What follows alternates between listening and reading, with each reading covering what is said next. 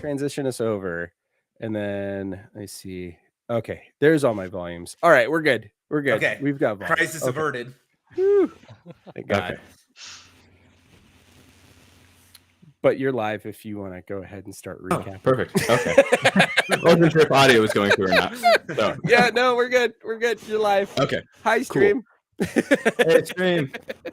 Thank you all for waiting while we just fix some of the stuff here. But we're gonna jump into session 4 of Be Afraid of the Dark, where these 3 fine gentlemen will hopefully survive their encounter with the boogeyman.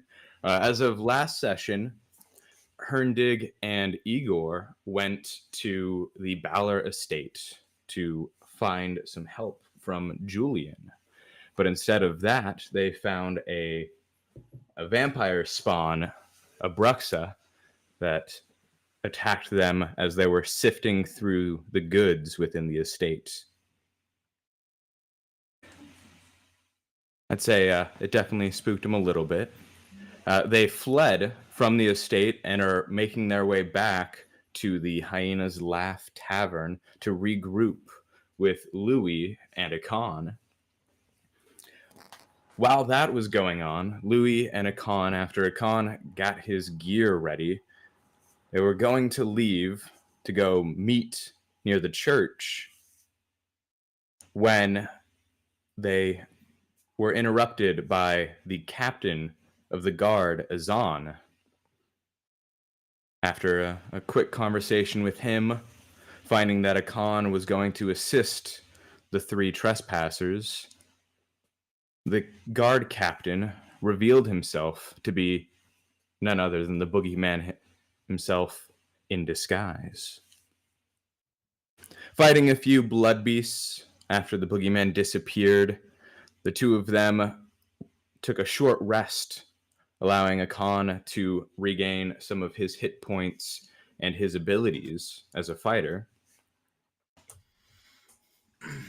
Now they're going to venture forth back into the town of Dyerton. This session, our adventurers are going to try and figure out the motives behind the boogeyman, what he's up to, and how to stop it. Igor still looking desperately for his sister, not knowing whether she is alive or not, or where she is to begin with. They have an inkling that she's at the church, but after running into what they did at the Balor estate, who knows? And that as well, what is the motive behind Julian? Why were there vampires there? Many decisions for them to make to see if they can survive being trapped, taken hostage within this town. We're going to start back with Louis at the Hyena's Laugh with Akan, having finished their short rest. So everybody, grab an ale, prepare for a tale, for all are welcomed at the Banshee's Wail.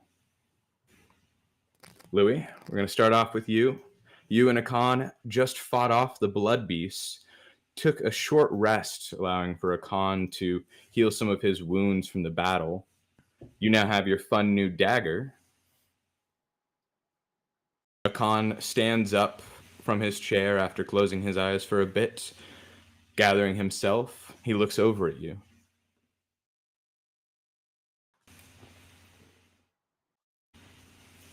Yes. He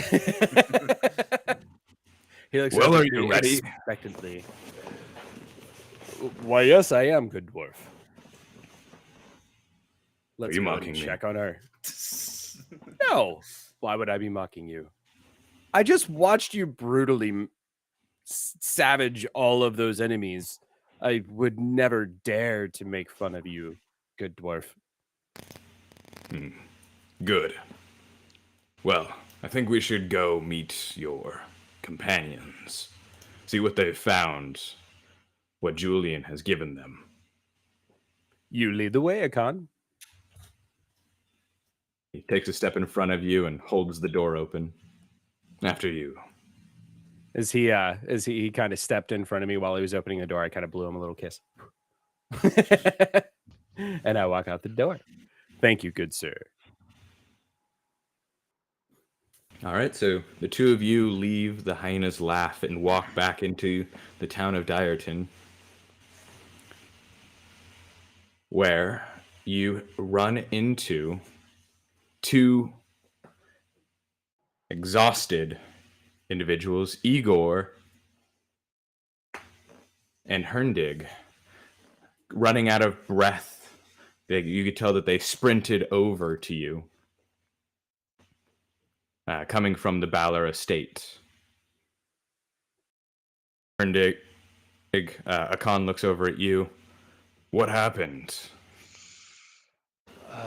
We did not find the young lord there, but we found a few vampire spawns, and apparently there is a like secret dungeon underneath the house, and the spawn said that if we go down there, we'll find the lord, but he'll want to kill us.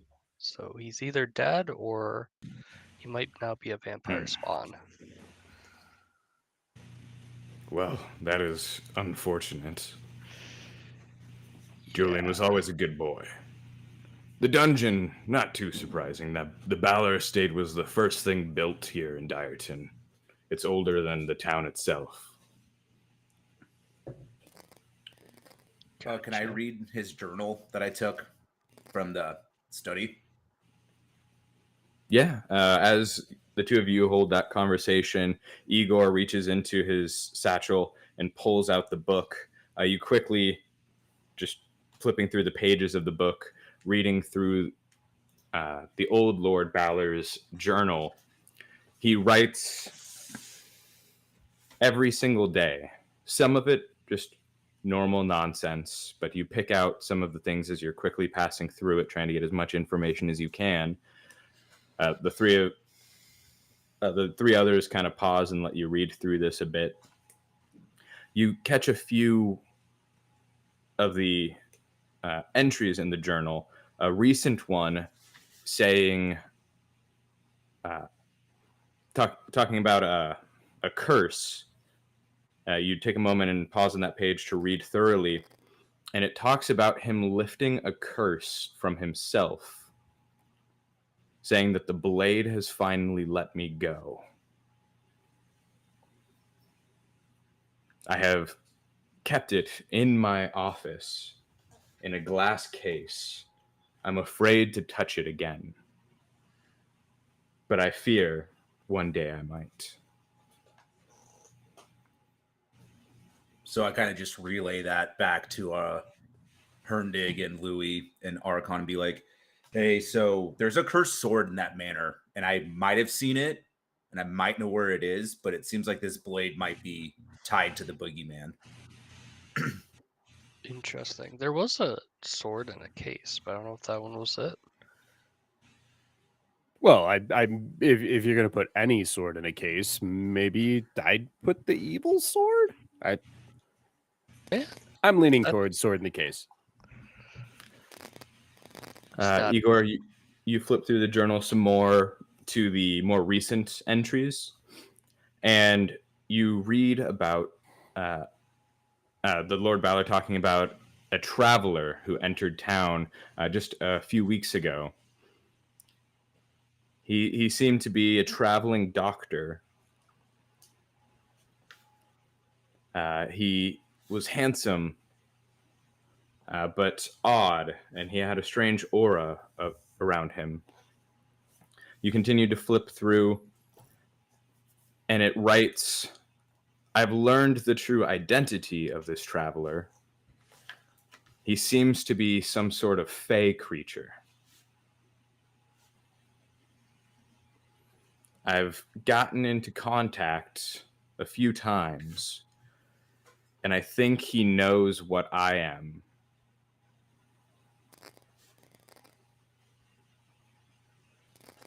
Having lifted the curse from myself, my head is more clear now. Julian seems to be a bit rebellious now that my ways have changed a little. I think he's still trying to live in the way that the sword told us to.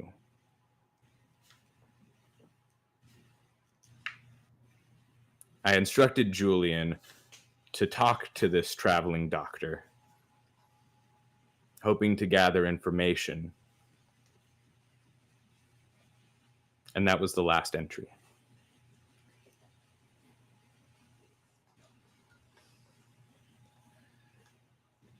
So it seems like this sword might be a root of problem for us, and it might be controlling the current lord to do its bidding. Do any of you have any experience with swords, sentient weapons? Would I? I mean, I've been a blacksmith for a good portion of my life. You're familiar with magic weapons. You yourself have never forged cursed items. Yeah. And Akan speaks up as well. I've learned a bit of cursed weapons, armor. More ran into them, but never made any or seen any built. I know royalty tends to keep track of those. You must be a very skilled blacksmith, not only in forging, but in magic, to bind something that powerful.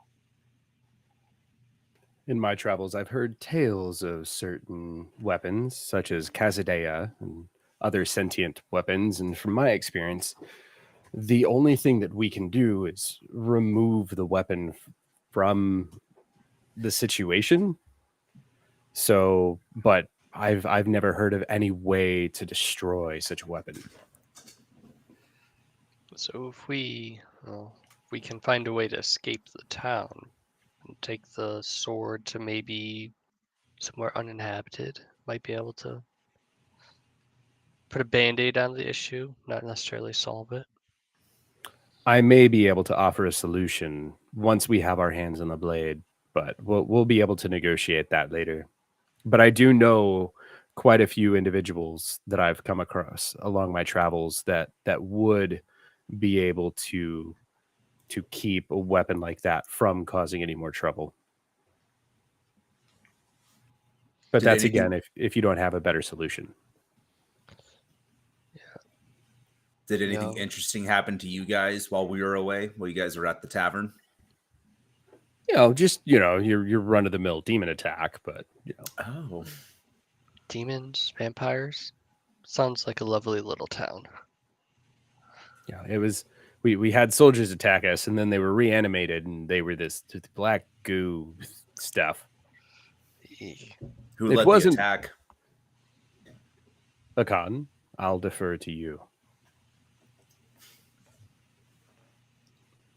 The creatures we faced seemed to be inhabiting the bodies of a few of the guardsmen. They were the blood itself. After taking down the guards, they arose from the bodies. Not solid, so I don't think traditional weapons will work against them. Luckily, my hammer strikes with thunder. I believe the dagger that Louis now holds also damages. I'll take and show off the dagger. Akan, do you think you'd be able to help equip my friends here for the rest of our stay? I only have one more magic weapon back in my room. That is a great sword. I don't know if either of you would want to equip yourself with it, or if you have your other means of attacking with magic. Well, the Sunblade's magical, isn't it? Yes. And my dragon's wrath warhammer also does acid damage. Would that work? Yes, it would. But I mean, if he's gonna let me use it for free, I'll take it. After seeing those damage numbers, Might as well, just in case. yeah, might as well. I think the room is still unlocked if you want to run up and grab it, Igor. It's in my closet, right by the door. I'll go up and take the sword.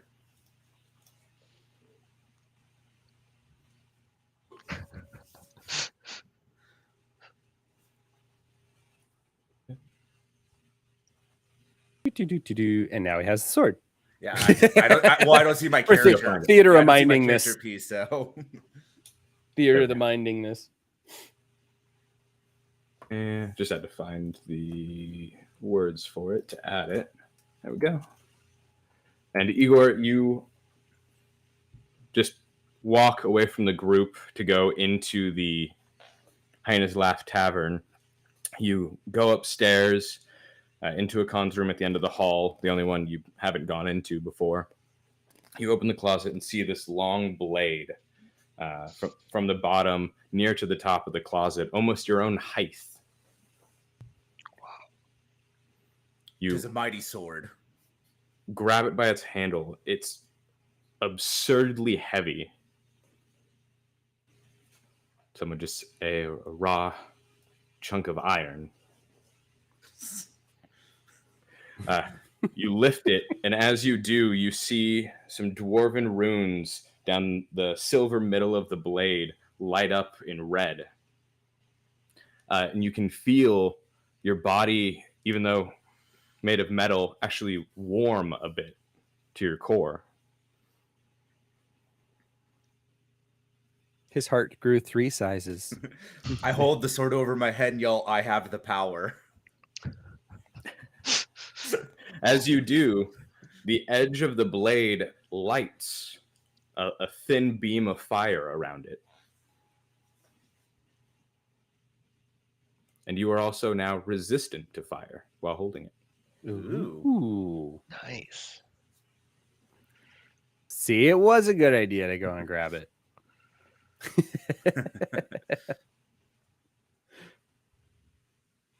And let me throw that.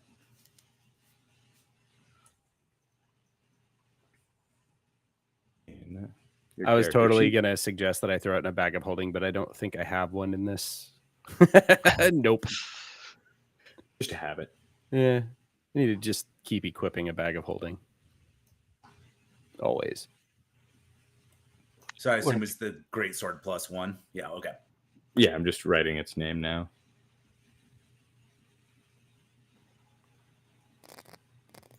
So it's the Sun Spear. No, it's a different weapon. Oh, okay.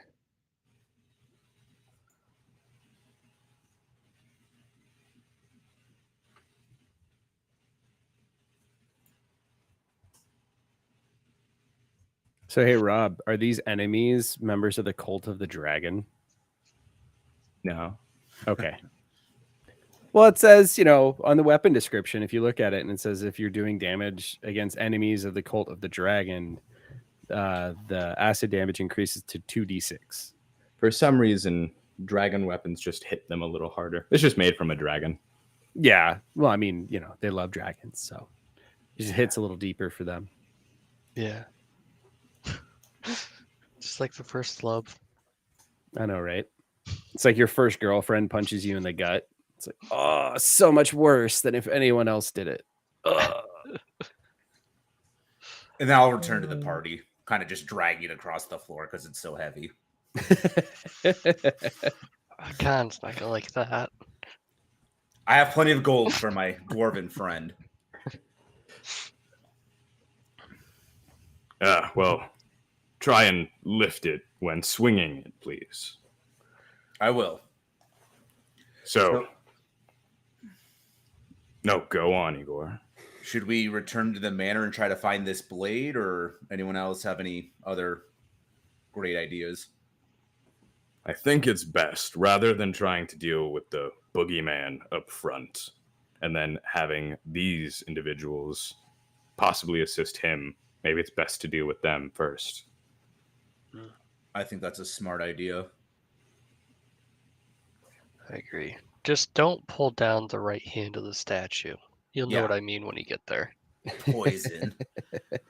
Is it nighttime, by the way, or is it like early morning? Or You were traveling at night, so it is still night. Only a couple hours have passed. okay, So relative, it's about 2 a.m. okay. I don't know if we put any stock in what the Lord told us, but he did say that you should follow the rules. And one of the rules is that you have to sleep every night. Don't I know mean, what we can happens if take you a- don't. Well, we Oh, did sh- try going to sleep. I technically don't true. sleep. All right. I just wanted to bring that up for more good things come our way, you know?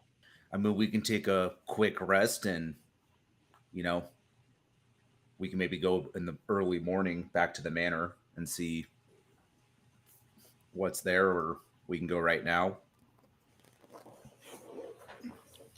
I think it's best we deal with this now rather than have them attack us when some of us are sleeping. I agree. Also, I'm sure you've experienced what the boogeyman can do. Well, you guys know firsthand, so As do we. You had a dream as well, didn't you, Igor? Or no, you don't dream. dreams, shit. I haven't had one of those in years. Igor, you did enter a trance while you were resting, Totally did. where you saw your sister die in front of you. Yeah, God. Just forget that all of a sudden. It's been a long day. Oh my gosh, Igor. All right, so back to the manor it is. Sounds Back good the to me. manor it is. The Tally ho! the four of you walk to the Balor estate, and Akan looks over at Igor. Oh, any news on your sister? None yet. We're still trying to find her. She could be at the estate in the dungeon, or she could be in the church. Hmm. Seems like there's a web of lies here, so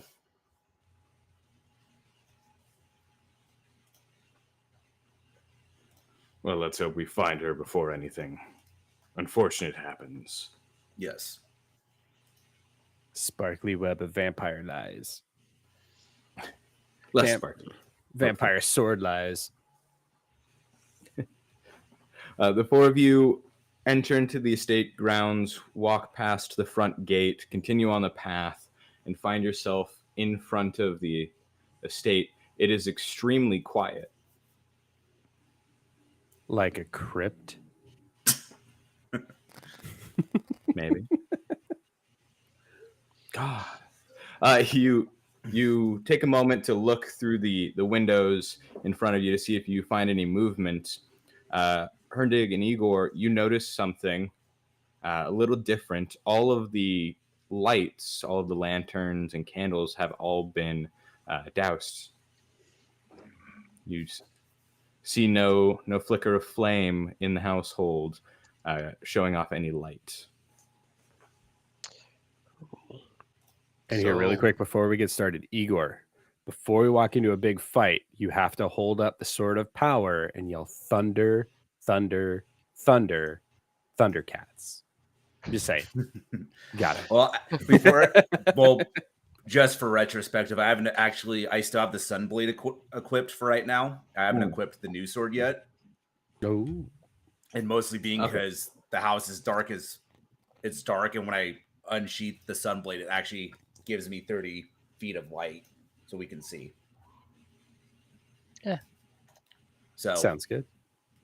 All right. For those that need light, Yeah. well, do you guys rookie. well, I don't have dark vision, all right. I don't either. I have no idea what you're talking about. I do. I'm a dwarf. But Herndig will say, You saying you're drunk? Why are it'd there be more of a three surprise doors? if I were sober. These females don't have enough facial hair for me. The sister must still be here. We killed one of them, but we just heard wails and cries of "You killed my sister! I'm gonna kill you!" You know. So she might still be in there because all the lights were on when we were here. So I'm just gonna check the front door and see if it's unlocked. You walk in front of everybody, ahead to the front door, and turn the handle, and the door opens.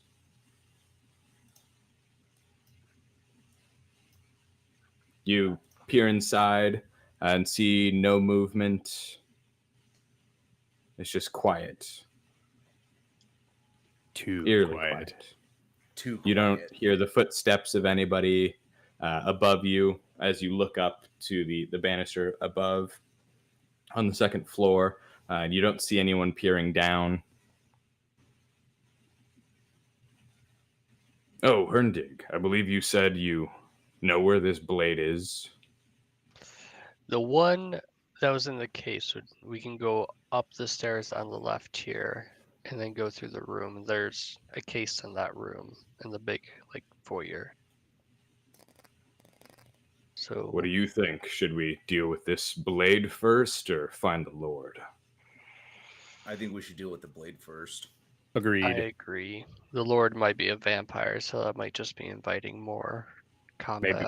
Maybe we can use the blade to stab the Lord if we need to. Just saying. There we go. Good. 2 vampires, 1 dagger, 1 stake. You know, you know the old saying. Yeah, the old saying. A tale as old as time. Guess I'll walk in and lead the way. And I'll kind of follow behind him. And I'll make sure I'm in the middle. Because Smack dab in the middle. don't want anybody sneaking up on me. I'll leave the surly dwarf to that. No offense. I suppose I'll take up the flank. You shall take the rear guard.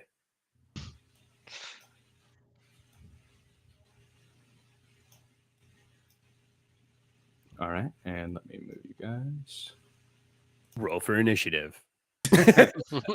Tiamat is there. What happened? Oh no! I slowly hide my hammer made out of a dragon. Let's go. You entered. Oh, I into saw mind that. flayers. That was the one from before. Not there now. Think All about right. it.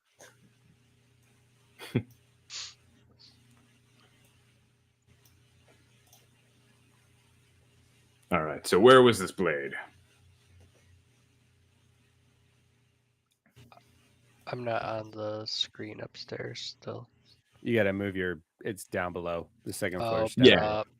Yeah, move down. So there's If a you see a blade character right disappear, here. just move your map around. Yeah. They're there somewhere. We're high Probably. tech here, baby. Huh. Well, that blade doesn't look anything special. Looks very ornate. Well, Should somebody try and pick it up? I volunteer as tribute. step out of the way. And Louis just casually just grabs it and goes to pick it up. You grab hold of the sword and lift it off of its stand.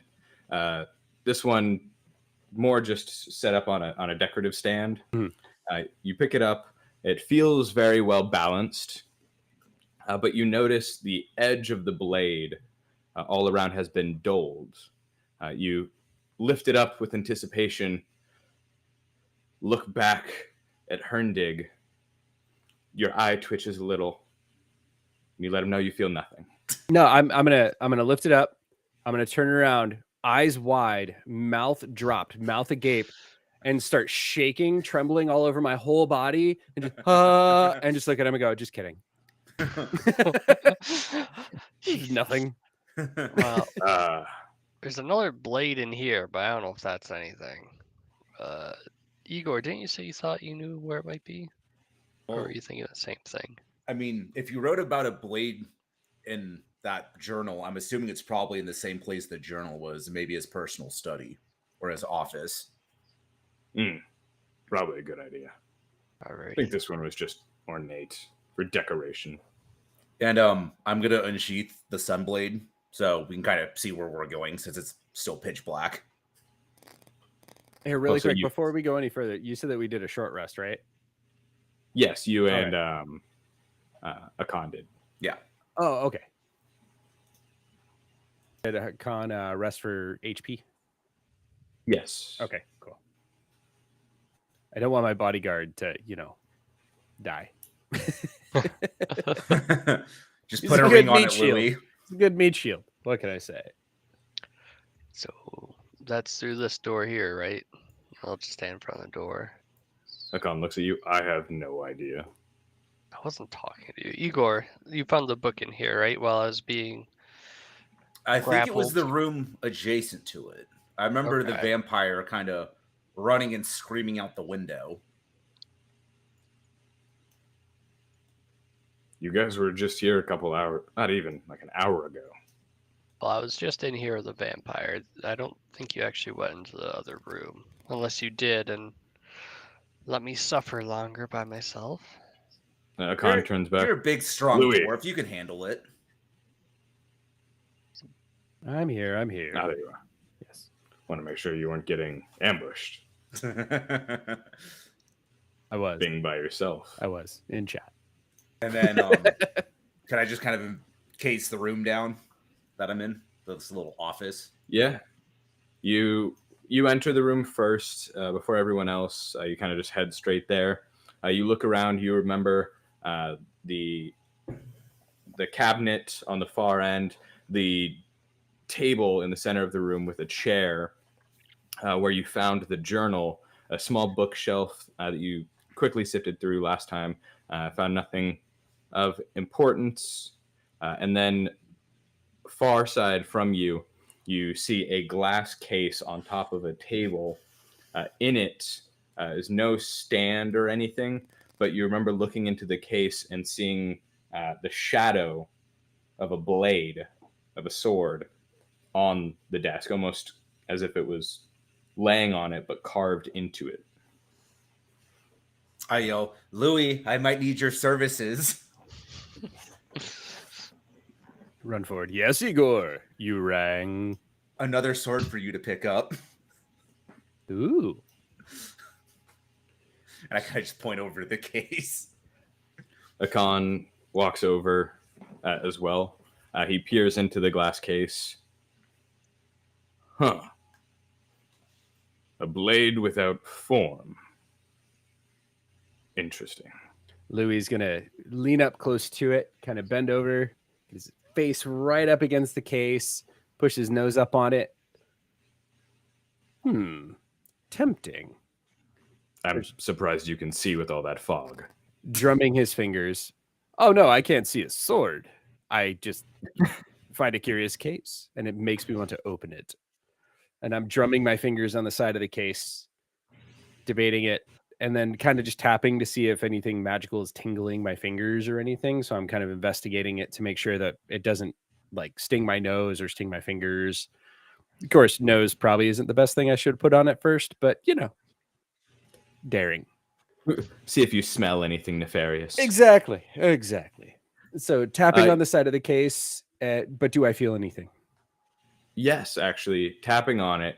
And you also move your hand off the case onto the table that it's on, and you feel a slight hum, almost like a small reverberation, just constantly, like slowly humming through it. Okay, so I am going to cast Mage Hand, and I'm going to have my invisible Mage Hand go to lift off the case, and I'm going to mime like I'm touching it, but I'm not actually. I'm going to pantomime it, so I'm not actually touching the case or anything, but I'm going to have my Mage Hand lift the case up. Okay. Your mage hand lifts the blade off of the table. As it lifts, you can tell the mage hand no longer feels the reverberation. The humming has stopped on the case itself. What do you do from there? But nothing happened to me or anything like that with the No. fog inside of the case. No, nothing. Okay. I'm going to take one step back, and then I'm going to actually have my Mage Hand go to grab where the blade should be and see if it can pick up the blade. Your mage hand moves and sets the case down. Comes back and grabs toward the handle of the blade, and you visibly see your mage hand pass through it. Fascinating. And of course, nobody else sees what happened because my mage hand is invisible. Yeah. But I'm gonna turn to them and say, it appears as if the blade isn't something that maybe can be grabbed. And then I'm gonna walk up, and so it didn't like do anything. There wasn't any effect when my mage hand went to grab it, just that it passed through it. Okay. I'm gonna take my hand and go slowly getting close to the fog. And as I get closer, does anything start happening to my hand? As you get closer to the blade, Mhm. nothing happens to it. It doesn't do anything. Okay. But nothing to my hand either, right? The fog or anything like that isn't like I can't feel Oh, any the fog was resistance or anything. from your face being on the glass. Okay. Gotcha. So I'm gonna go to tentatively grasp at the handle of the blade myself and see what it feels like. If there's any sort of like sensation when my hand passes through it. As you get your hand close to the blade actually vanishes. You And I just say, "Uh-oh." SpaghettiOs. question for a second after saying that. You turn your hand toward you. Are you wearing gloves? I am. Just regular leather gloves, nothing crazy, just traveling gloves. A fancy lad indeed. You can Mhm. feel a sensation on your hand, and you take your glove off, and you just see a black, almost like an ink swipe, covering most of the palm of your hand across.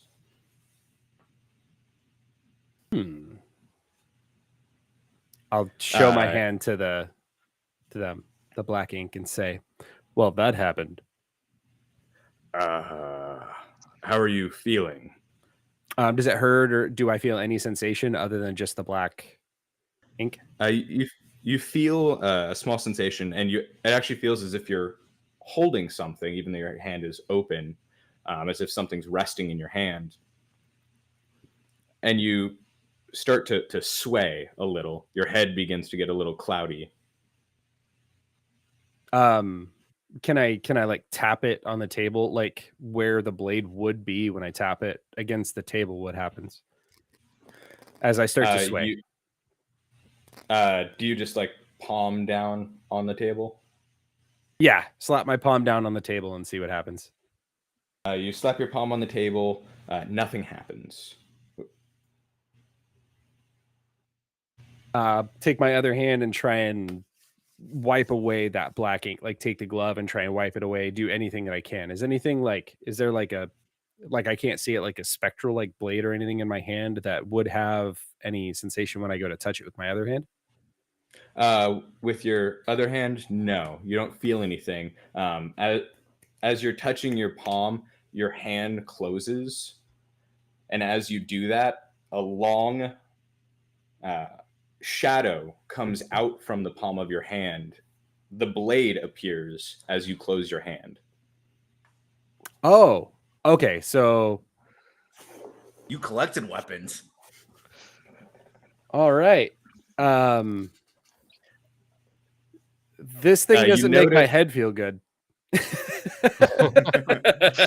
You notice from the size of the blade when it was on the table, after you pick it up, it creates a long blade, and as you kind of wave it around a little, the blade actually shortens down for you to a short sword. Ooh. So, but am I still kind of feeling a little bit queasy?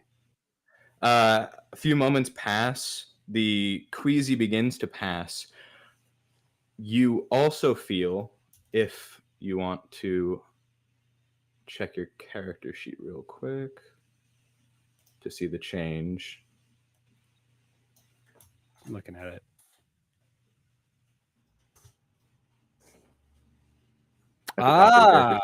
Okay. Okay. And now keep in mind, I have a lot of experience with magical weapons also. So anything like Khazadea that would do like any whispers or anything like that, I'd kind of be aware of those and be listening for them because of experience that I have outside of this. And stories that I've heard of weapons that do whisper suggestions to the actual holder, where you can have like a psychic conversation with him. Yes, as you're kind of paying attention to the blade, at this moment, the blade is not speaking to you. Okay. And I try to reach out with my mind to see if I can get an answer from the blade itself. You close your eyes and try to mentally communicate with the blade. You can feel a connection there, but get no response. Okay. And so can I put the sword down? Or is it just stuck in my hand? As you open your hand again, the blade disappears, but the black streak is still there. Okay. Okay. So essentially if I do I have my dagger, and can I equip my dagger in my other hand and have this one in my other hand? Yeah. So dual wield. Okay. Ooh. All right. And Herndon Very will just interesting. say, be careful if you ever shake someone's hand. Might not be a good greeting. I just turn towards the others and say, this is a very interesting development. How so? Shall we continue on? Want to go kill some vampires? Sure. Let's go. And I Mark, kind of stand just up a little bit quickly- straighter now. You do, and as you put the blade away and talk to them, you get a feeling from the blade and get an understanding of its ability. Okay. Which is now in I your see character it. sheet. Yeah. Got it right here.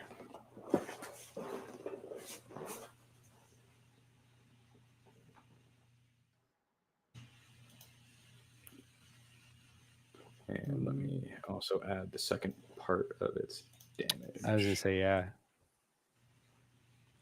Oh, it's in the item description, so you have to scroll to the bottom. Lets you do things.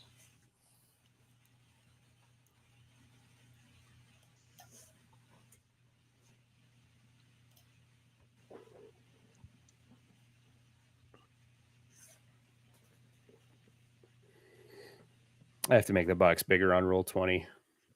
Oh, yeah, it's a little small. Wow, this is rad. All right, I'm going to read this off to the audience. So it's the Shadow Etch Blade. You gain a +2 bonus to attack and damage rolls made with this weapon. As a bonus action, you can have the sword Shadowy Blade emit a shadow in a 15-foot radius, allowing no sunlight.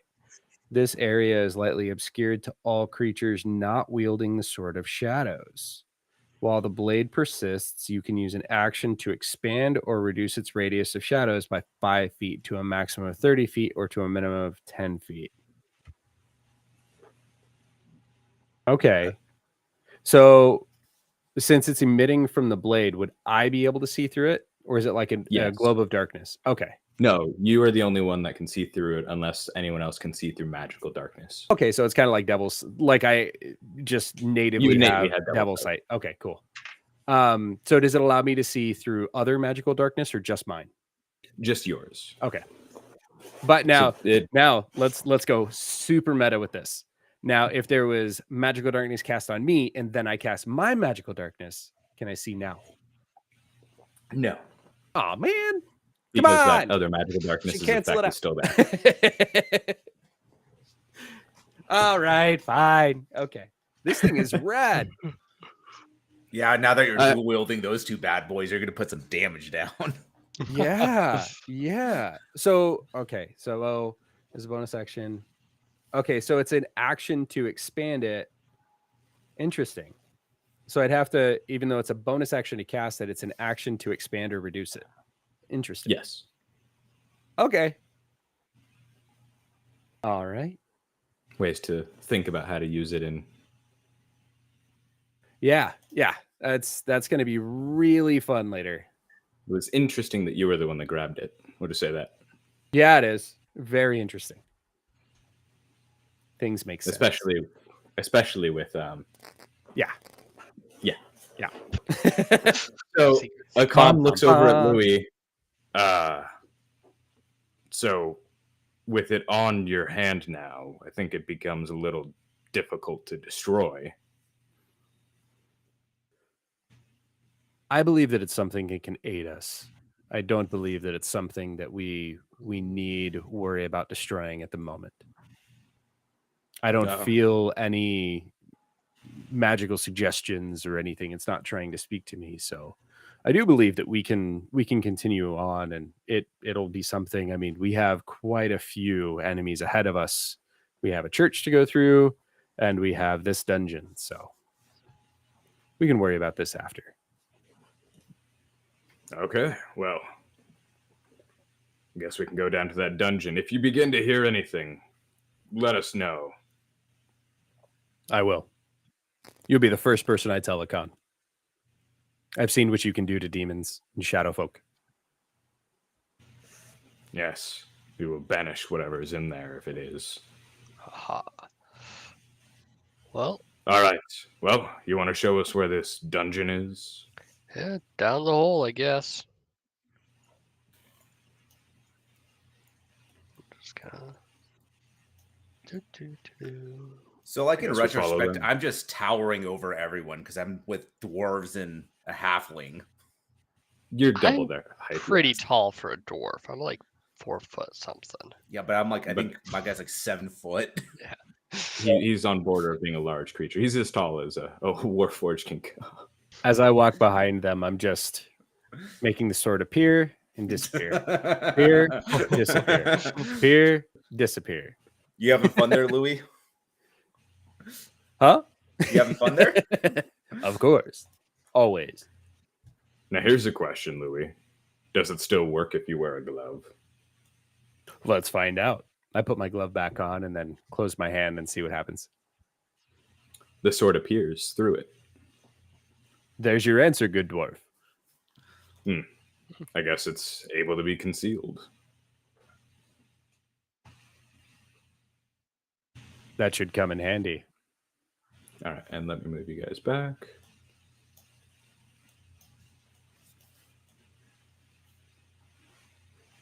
The adventurers go marching 2 by 2. Hurrah. Hurrah. There you go. You're back on the first floor. You pause for a moment and look around. You still don't see any movement. It's eerily quiet. Herndig, you, as you're walking down, you remember the screams of the other vampire spawn, the sister, and you're somewhat surprised at this point that you have not been greeted by anyone. Seems a little odd that no one's here. Hopefully they haven't gone back to the hive or whatever it is and sought reinforcements. But hey, I'll be happy sunshine Herndig today. I'll be positive. Just don't pull down the right hand of the statue here. That emits poison. It'll fill up the whole room. Doesn't feel too good. And I'll try to grab the left hand and pull that down. See if that opens it. Yeah, you grab the left hand and pull it down, and with a click, the stone begins to move, and you hear the movement of the stone kind of echo in the room. The statue lifts up, and the base of it grows, and then you see a small, a doorway on it with stairs leading down. See, this would have been like a perfect spot for like a Vincent puzzle from Final Fantasy VII, where it's like you have to play a certain like piano song to open up the door that every vampire last- just inherently knows. The last time I gave a really difficult puzzle, you all almost suffocated in a room of poison. No That's what one- happens. Because I no one wasn't could remember there. the order of stones. You weren't there. no. It happens. It happens. Okay. But when the whole team dies, you just get a new team, right? That's how death works. I mean, you're not wrong. Yeah. The new team finds the old team's dead bodies and continues on. And Exactly. you steal all their armor and equipment. You have a necromancer for that some reason. raises them as a zombie army. Fair. Definitely not Louis. As the stones I clicking, can promise I'm not a necromancer. I promise. Okay. as the stone wall is maybe. going down, I grab the fireborn greatsword and I raise it into the air and yell thunder, thunder, thunder, Thundercats, ho! And charge towards the front of it. Yes. I'm gonna step out of his way and let him charge down. Akan kind of softly says as you run by him, "It didn't have a command word."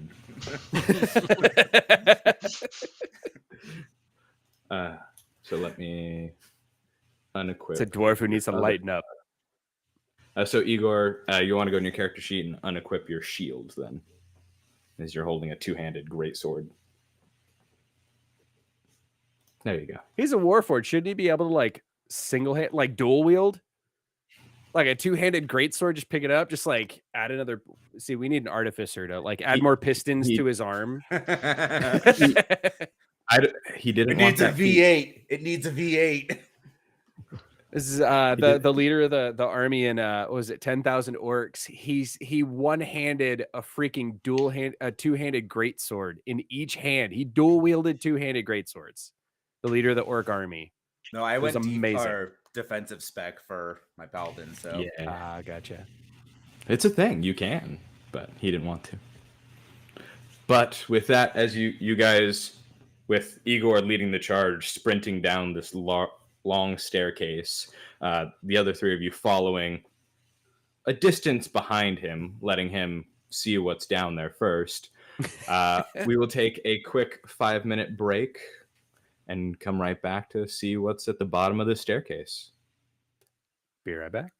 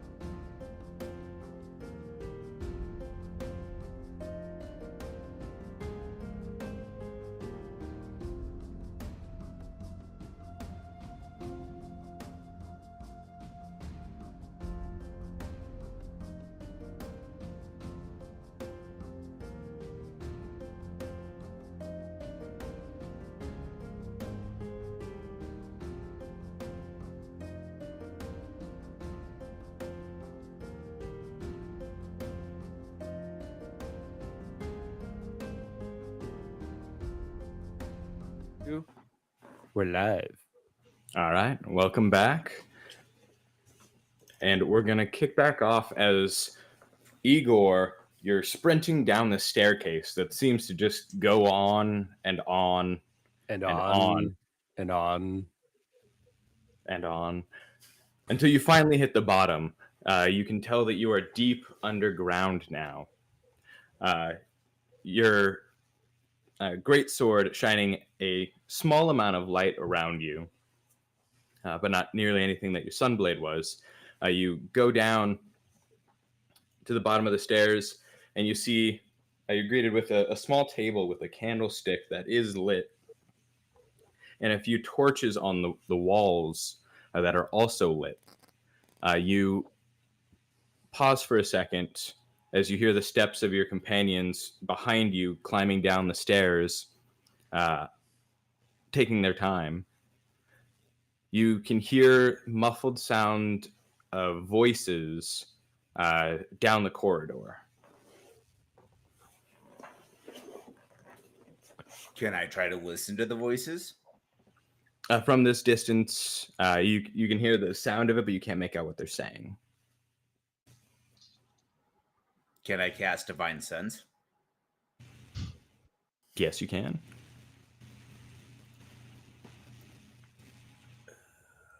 Let me find where that's hiding my spells. I remember it. So you open up your divine sense to your surrounding. You can sense that deep dark aura that you had felt when you used your divine sense above ground, above you. Seems like its influence has a limit underground, and it's not surrounding you now. You can tell down the hallway there's a few evil creatures down the hallway. You can just kind of feeling it a little bit. You can tell that they're vampires and one devil. Hmm.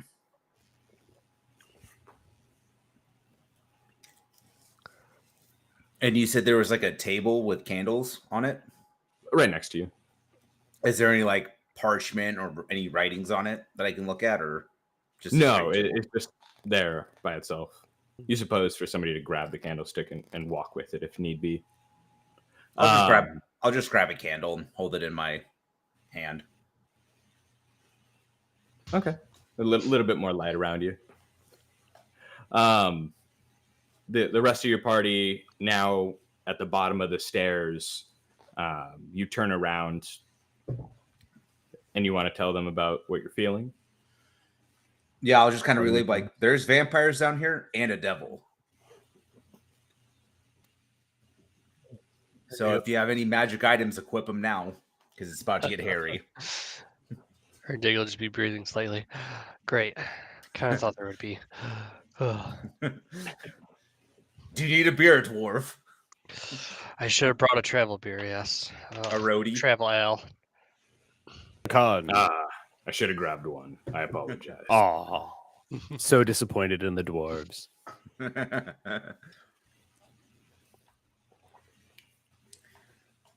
right, and I'll just kind of maybe lead him down the hall, kind of where my divine sense is telling me to go. I'll just stay like 5 feet back and just follow. All right. Well, continue on. You have your divine sense for a little bit longer. Kind of leading you. It's coming from around the corner.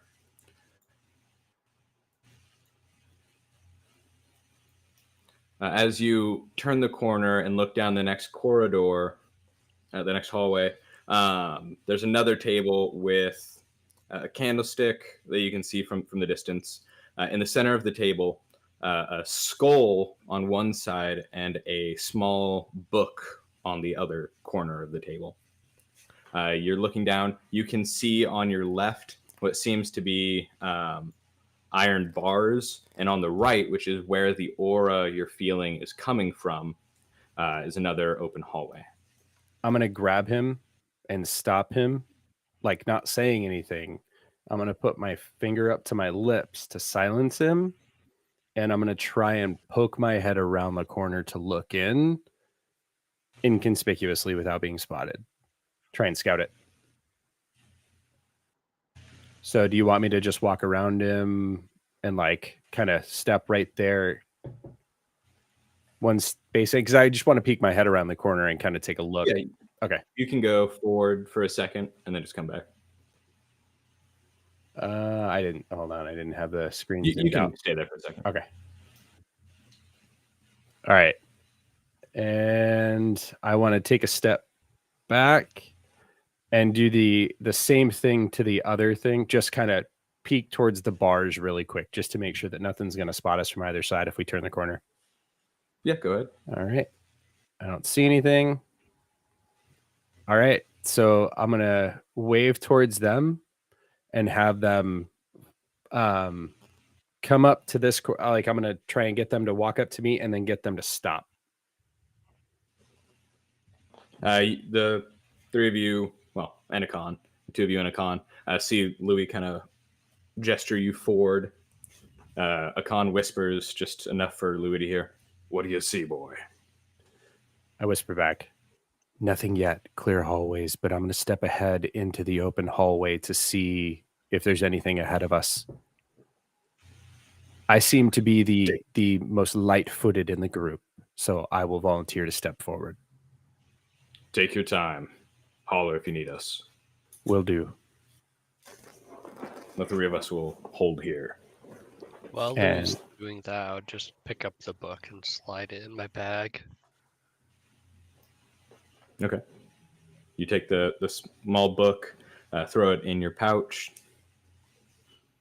Louis, you walk forward toward the end of the hallway. You can see ahead a large open room with stone columns down the middle of it, from left to right. On the left-hand side, you can see what looks like a dining area with a table, a rug laid out covering most of the flooring, table and chairs. And the only thing you can see on the table is a knife stabbed into one end of it. In front of you, directly in front of you, on the other side of the room, you see two doors on the left and right of that wall. You can hear on enough that where those doors are, you can hear muffled voices, but you can't make out what they're saying. Okay. And knowing that time is of the essence, I'm going to like double check both ways because I want to make sure that I can kind of listen before anybody busts out of that room.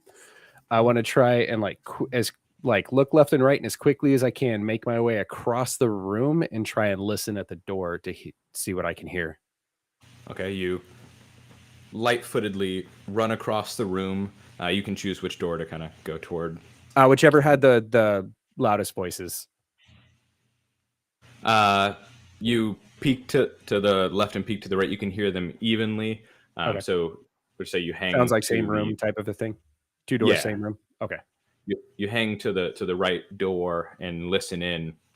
You can hear the voice. You recognize it as Zeros, the butler, the fiend butler. Yep. You can hear him speaking to somebody, and the only thing, roll me a perception check for this. Okay. See how much you're able to make out.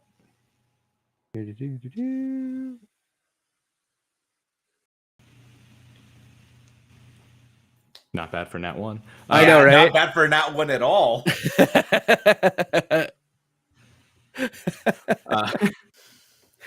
Yeah. Okay, so Horrible roll. gotta love double proficiency. Welcome to Louis. As I put expert into it. Gotta love it. You hear Zeros speaking to somebody. You don't hear any response back from that person. He says, "Lord, I believe the guests are down here with us. I heard the column moving." Should I deal with them or the girl?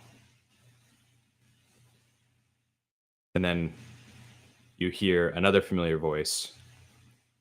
Sounds a bit different than before, a little deeper and almost more malice behind it. You recognize the slight hint of it as Julian Ballard. Let them come to us.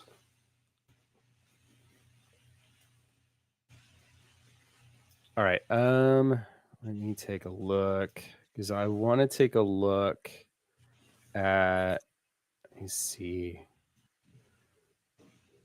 Let's see. I want to take a look at magical ambush. If you're hidden from a creature, you can cast a spell on it. The creature has a disadvantage on any saving throw it might make against this turn. Okay, so what I'm going to do, because I'm guessing that they're going to be kind of hankering down in this room, or hankering down. I have a hankering for food. I have a hankering to hunker. Let's see. All right, I'm gonna run back as quietly as I can back to the team and just relay that as I made it back to the team. Okay. Mm-hmm. Yes. Okay. So I'll whisper. So the butler is waiting in that room for us, and they know that we're here. They're waiting for us. They want us to come to them. So it seems as though we've lost the element of surprise, and it doesn't seem like we can draw them out. Unless you have any ideas. I can set a magical ambush. We would just need a way to get them out to us. Burn the house down. I don't know that would help us down here to get to. I was just talking about out of the room, but I mean, how do you think that your guys' town council would feel if we burnt this house down? You have like hear no way to prove. Small voice behind you, Louis, coming from the iron bars. I would vote against that. Igor, you recognize the voice as your sister. I try to pry the bars open immediately. You run over past Herndig and Louis toward the bars where Vela is, and you reach toward them, and she hushed yells, "No, stop!" And you grab the bars, and you can see almost like a field appear in front of you, and your hands get shocked away from them. Is there like a keyhole for a key? Yes, on the bars there, it's a door that swings open. On the right hand side, there's a keyhole. Ooh, I might be of use. I will fail as this happens. Tells you all you need the key. It's some sort of magic. The butler has it. He was the last one to check in on me. So we kill the butler. And I close my hand. I close my fist and I make my shadow sword appear. We kill the butler. So Igor, who are these? They're my friends. I've got 2 dwarves, both staunch in power and might, and the mighty Louis, sweet in tongue and voice. I bow. I do a sweeping bow and kind of keep my head turned up just a smidge as I do it. And Akan walks over next to Igor. It's good to see you, lass. I wish it was under better circumstances, but I went to go see the Lord Ballard that night and learned what he is. It seems he's a vampire. They've been messing with my head while I've been down here. He said something about a new bride.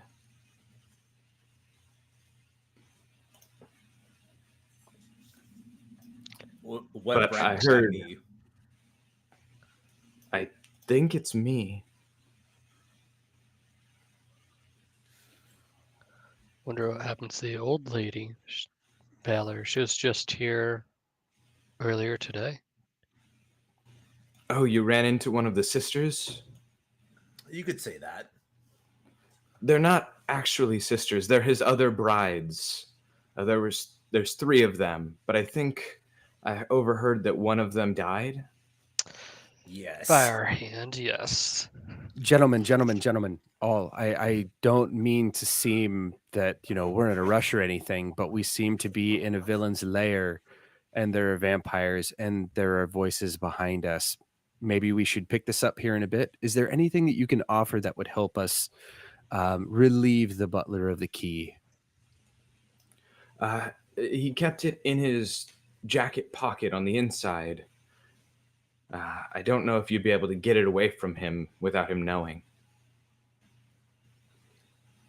Well, He only comes by a few times a day to give me food and to take me into the chamber room where Julian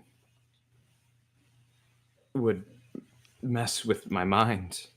when is the next time he should be coming by? Should be in the morning.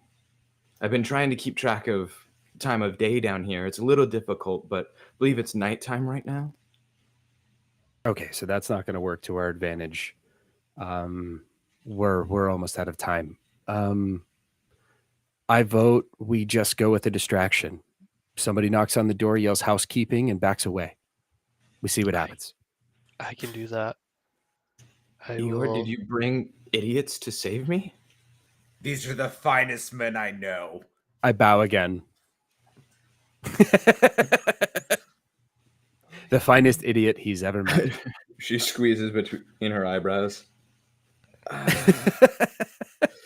My So- heroes. And Igor, what are you doing here? I've come to save you. Duh. Weren't you supposed to be guarding the city of Yorn? Yorn sent us here to see what's going on in this city.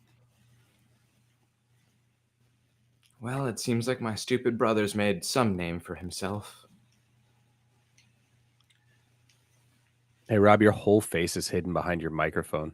Oh, sorry. Like your entire head is hidden behind you're like, meh.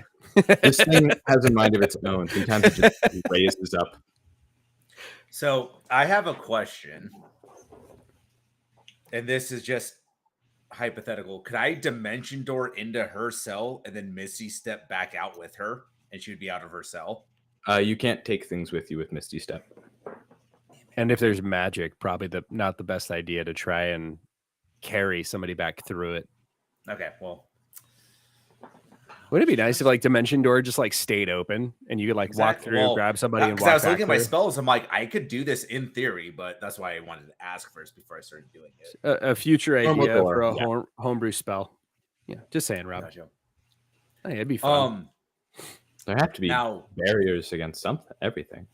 so if I casted Dimension Door on Louis, though, could he get behind? Well, you cast Dimension Door and things can walk through it. You, other people. Mhm. So if we were to cast Dimension Door, we could ambush the Lord and his butler. We don't know what's in you that have room. to- You also have to know the space you're traveling to. So either seeing it or have been there before. Hey, it'd be like the Nightcrawler blindly teleporting into something effect. End up in Gotcha. a wall. I Yeah. thought I had dissonant whispers, but I don't. So I can't do what I was thinking. But Well, Louis, lead the way. Yes, please. They're quite capable. I wasn't even able to make it to Julian before the butler caught me. You're also not as strong as your brother, so let me handle this. Luckily, Ouch. you have that as the only thing going for you. I'm sorry, I'm not the one in an iron cage now, am I? But aren't you, brother? I mean, technically, yes, because I am a Warforged. So yes, technically.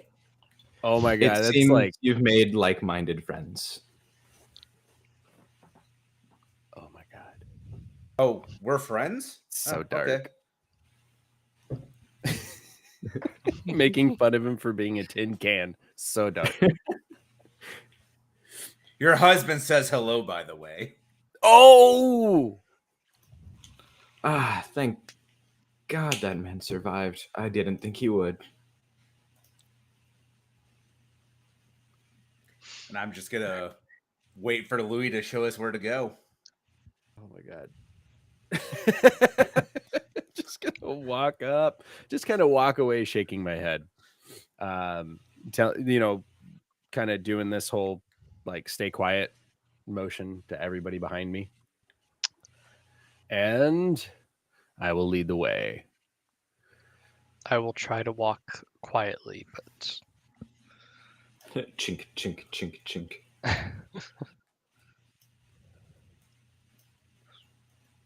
All right. I'll have you're- everybody fan out. I'll kind of motion for everybody to spread out.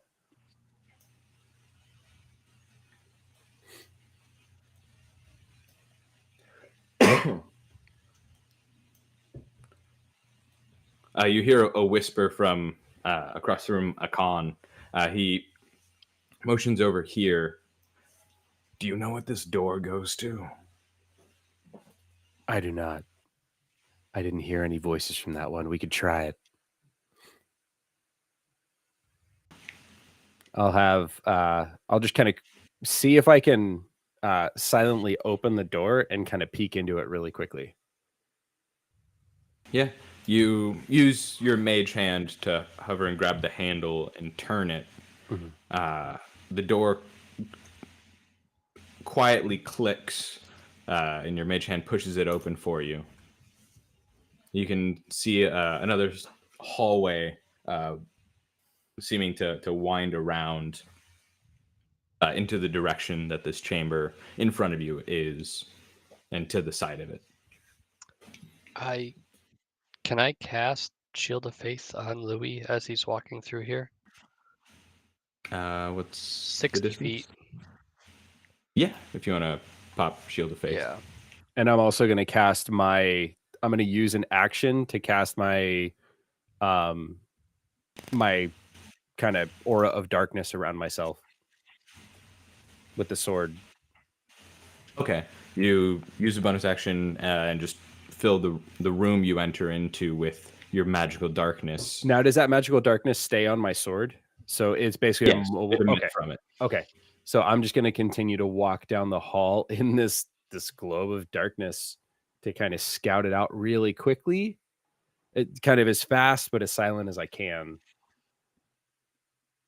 Herndig, you hold your concentration on the Shield of Faith around Louis as he walks through this room. You can't see him anymore. Yep. But you can tell that you're still holding the spell. Okay. And Louis, you okay. walk down the hallway, and at the end of the hall, you see another door. Choices. Okay. I'm wondering if I'm going to make my way back to the group, and I'm going to drop my globe of darkness and just kind of look at them, like as they look at me as I drop this globe of darkness that nobody knew that I had. I just kind of look at them like, what? This isn't normal. I just kind of look down at the sword. I just kind of look down at my hand and wave at them with that hand to let them know it's the sword thing without talking.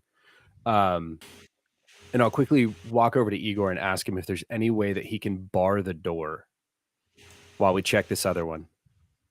Yeah, I can bar the door. I'll find a Some way. might say hold the door. Hody door. Well, not necessarily with his person, but if there's anything on him that he can use to bar the door. Actually, I have a crowbar. I've got So- javelins. I'm gonna jam my crowbar into the frame to kind of bar the door so that nobody can come in.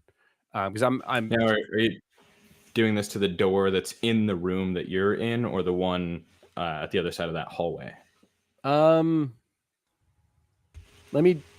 want to do it this one right here because I don't want to, if there's anything in that room, I don't want to alert it that I'm doing anything by like jamming a crowbar in or anything like that. But I'm going to as silently as I can. Of course, we have this other room right here.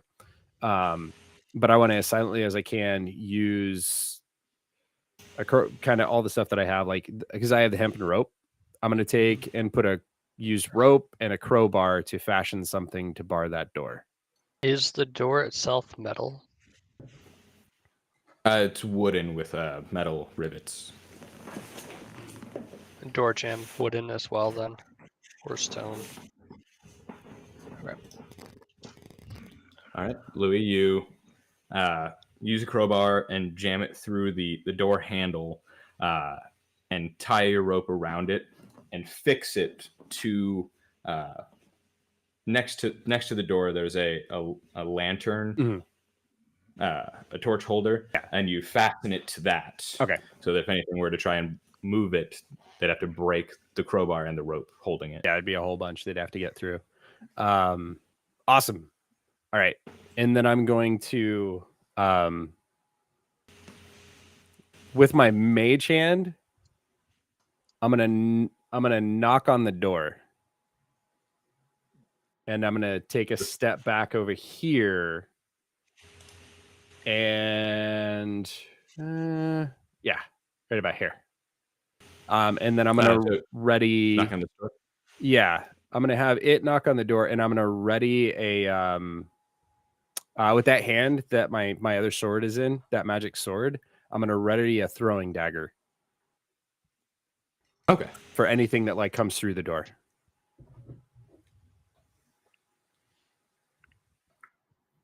A moment passes as you knock on the door with your mage hand, and you just hear on the other side of it, "Yes, how can I help you?"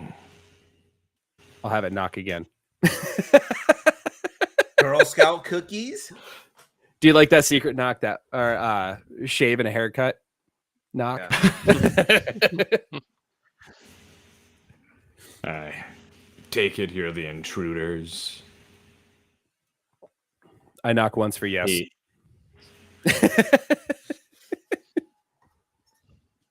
He opens the door into the room. And Igor, you can see him. He has the door held open with his right hand, and his left is tucked to his torso, and he's bowing. You can enter. Just me, or No, all of you. You're just the one here. Suddenly so welcoming. Where are your friends? in low places? Oh no. Louis will walk around the corner. There's no point in hiding at this point. So I'm just gonna walk up and wave with my open empty hand. I'm gonna wave at him. And Akan, I see you've joined them. Aye. What's it to you? I thought you had better taste.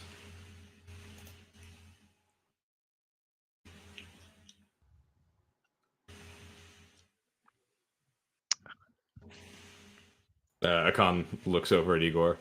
Well, boy, you said you first. I'll go in first. I'll go first into the room.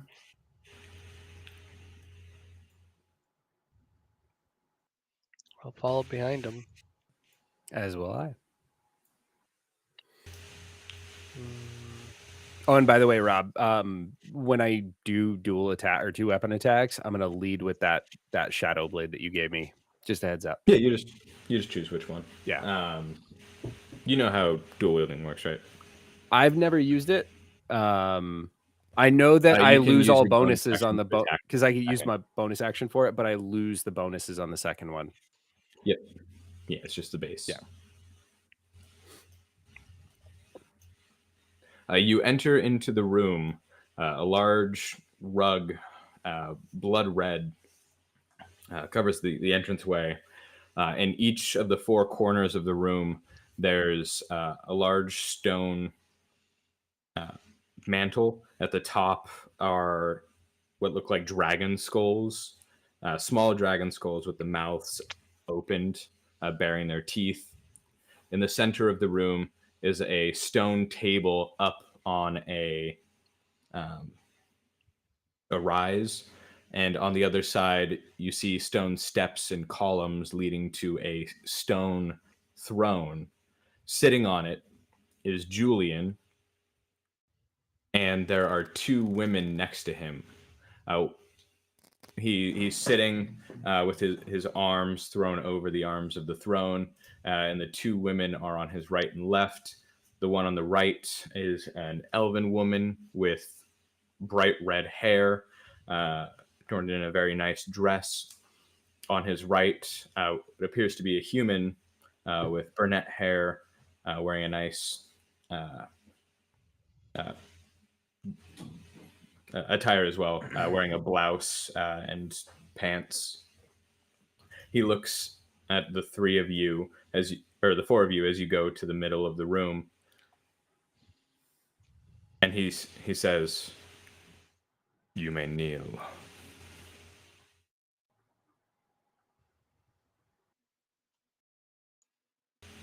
I shrug at the other three and kneel. Why not? Akan looks over at you. "Are you daft, boy? You're going to kneel to him?" It I only don't means kneel. something to him. I'll Well, look I'm at- not going to kneel. The dwarf never kneels. Yeah. I was gonna Not say, even I'd to look tie at your Khan and- shoes. Dwarfs wear boots, boy. Only. Mm. I'll stand back up, dust off my knee. I'm with him.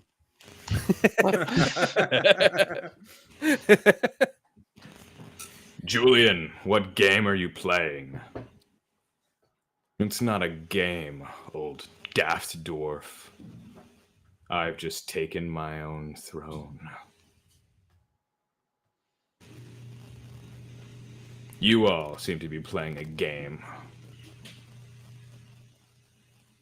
So what is your goal? What outcome do you seek coming to my home? Well, one of your wives is missing. That seems amiss. I've already gotten a replacement. No need to worry. As he smiles, baring his fangs. If you wish to take my sister, I will fight you in combat, and I will win. Is that a challenge? Do you throw the gauntlet down with me? I think we can be civilized about this. You see, he doesn't take a step off the throne. You see, he levitates up out of it and onto his feet. He takes a step onto the stone steps. What are you thinking? We have a common enemy, you and me, the boogeyman. We need to get rid of him.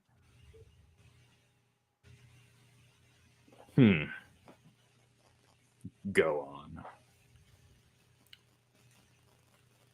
I want to take my sister and her husband away from this place and the great bartender dwarf with us.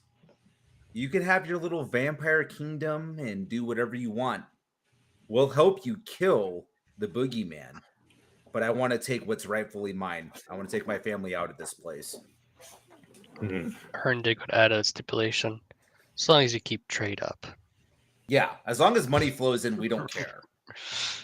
We can make you vastly rich and have your empire. You would willingly make this contract. I mean, I don't sign in blood. I'll sign in oil, but You see Zeros circles around you over to Julian. But you see, blood is the way we bind here. Julian looks over at Zeros. Yes, write up a contract. If they're serious, they'll sign.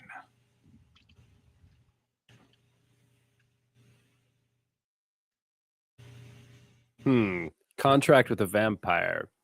I just start stroking my chin. Is there no trust among us? I hardly know you. The last time you disrespected me. Halfling.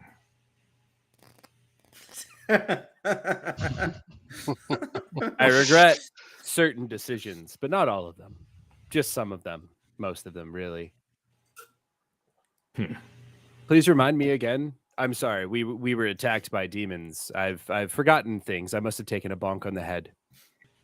He walks over to the table in the middle and puts his hands onto it, or the stone. I'm sure you thought me some timid boy, but that was merely a ploy. Then it worked. Good job. Fine performance. And mine was to rile you to action. It seems to have worked. Rile me to action. I've already taken action. Who do you think it is who's used the boogeyman to kill my father? Kind of figured it was you. Ah, fratricide. Patricide. Always a good way to go. That always ends well. Yes, I'm sure you can smell it, or you can feel it. I can smell it on you. Your face halfling. is hidden again. The blade. The blade. I can tell you're holding it. What blade is that? I just wave at him with my hand. I know it's there. I can feel it, sense it. I can smell the sulfur coming from it. Why aren't you holding it, Mr. High and Mighty? I do not feel my mind needs to be influenced by another. My father was made the way he was by the blade. But when he was unbound, he thought of honor, good. He was going to end the family legacy.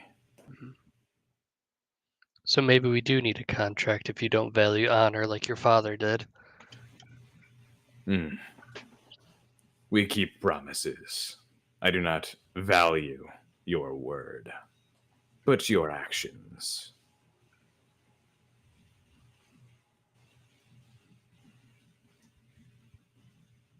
So you're the real threat here, not the boogeyman.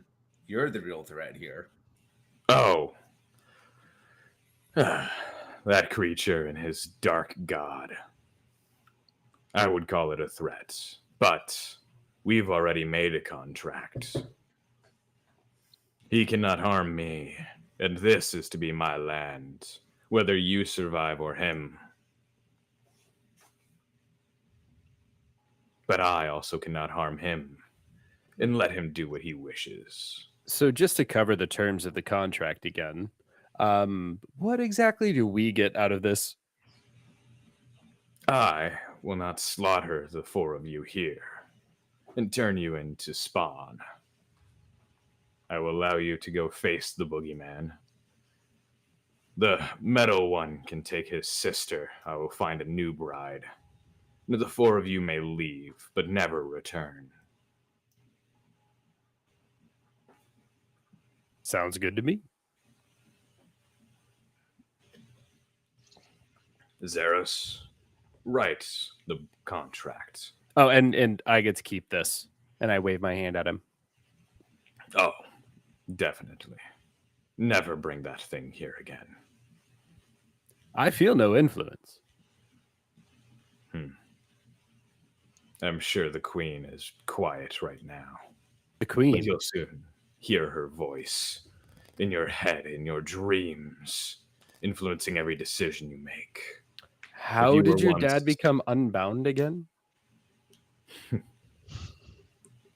Many things had to happen. Yeah, just asking for a friend.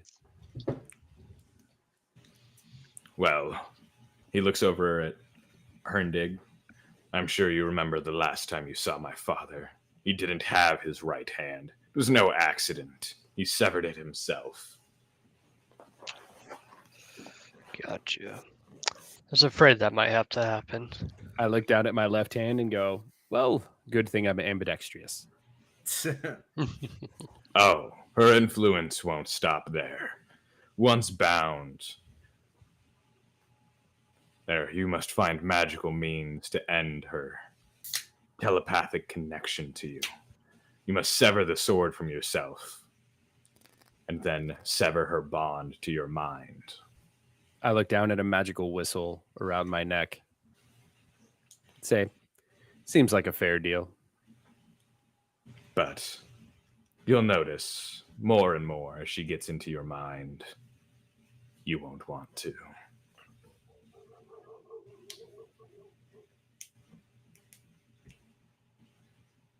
I will But keep an eye out. Or an ear It's out. a fine sword. My father took this land with it, carved the land in blood, and built this keep. Sounds like inspiration for a song. And I bring out the lute and just start strumming it. Like completely distracted, forgetting where I'm at. Maybe another time. For now, let's get this written up. Zeros. A few moments pass. You see Zeros walk out of the room and come back with a dagger. Louis, you recognize as the one that was stabbed into the table. Mhm. He slices his hand and places it on the stone tablet in the center of the room, and all of you watch as his blood that spills onto the table as he's holding his hand there starts to form letters. The blood kind of moves out and forms letters on the stone. None of you. Let me double check. I know yours and yours. What languages do you speak?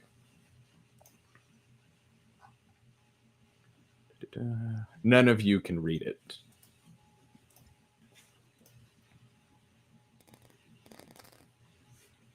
Julian walks up and raises his hand to his mouth, and he bites down on his thumb and walks up and wipes it onto the far side of the stone. And now the rest of you.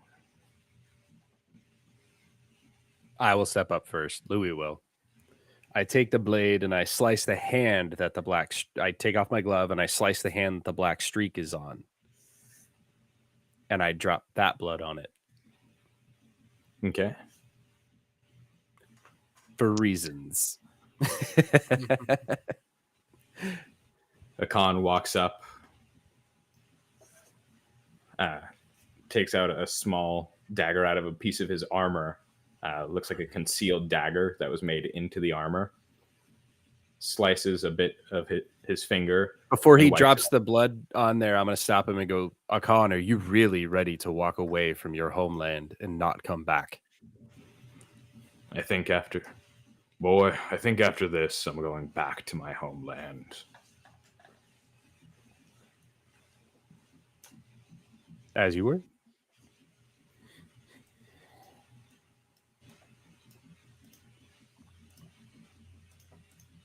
And Herndig, Igor. Yeah.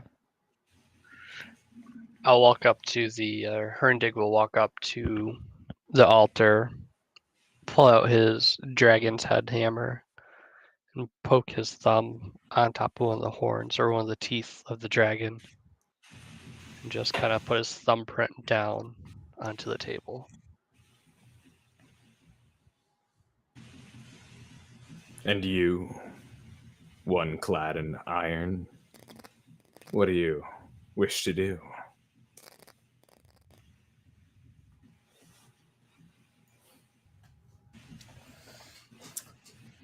Is my divine sense still going off, or is that long been That going? ended. Okay.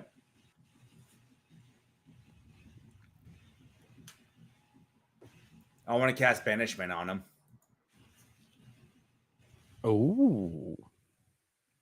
Pop banishment in there real quick. I just got to remember the save.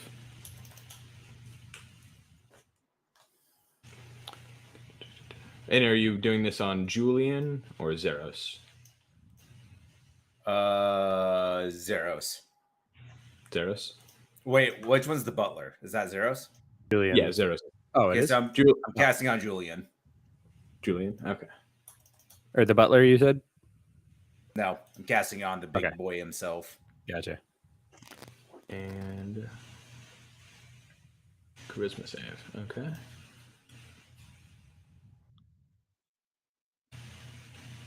You see Julian's form shake a little, and then it ends. Huh. I see you were the one without honor.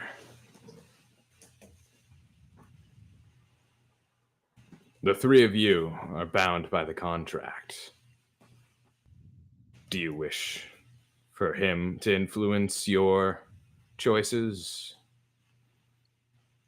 Herndig will be silently praying to his god, see if he can make a connection, see if the god will come, his god will come and banish the vampire.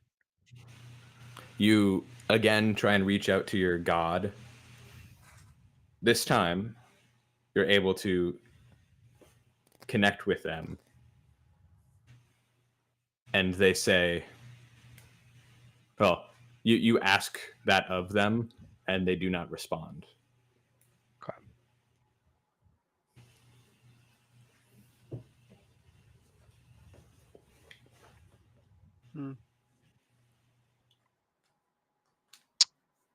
Look over the You see Akan reach toward his hammer. Mhm. Is this what we're doing? We doing this? Louis, you make the call. Across the room, you see Julian smiling. Yes, Louis, why don't you make the call?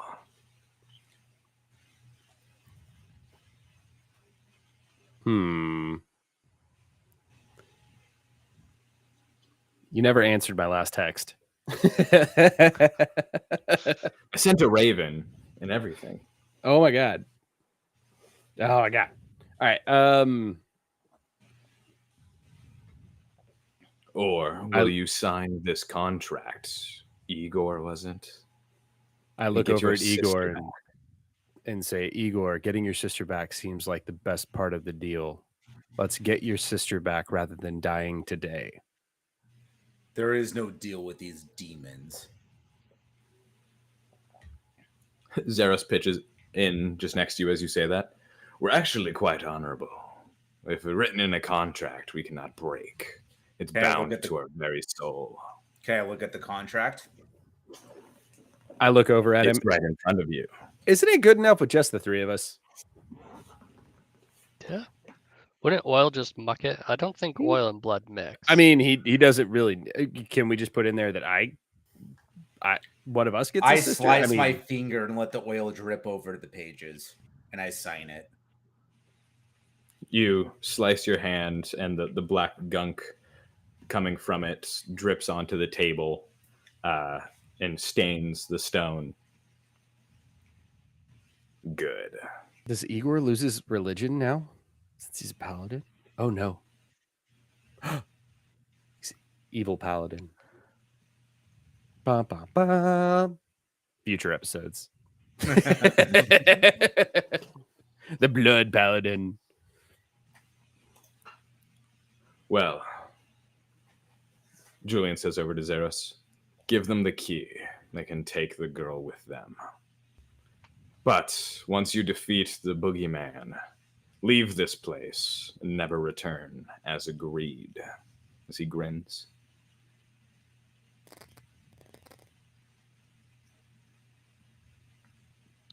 My blood's already Zeros signed. holds Oh. the key out to Igor. I grabbed the key.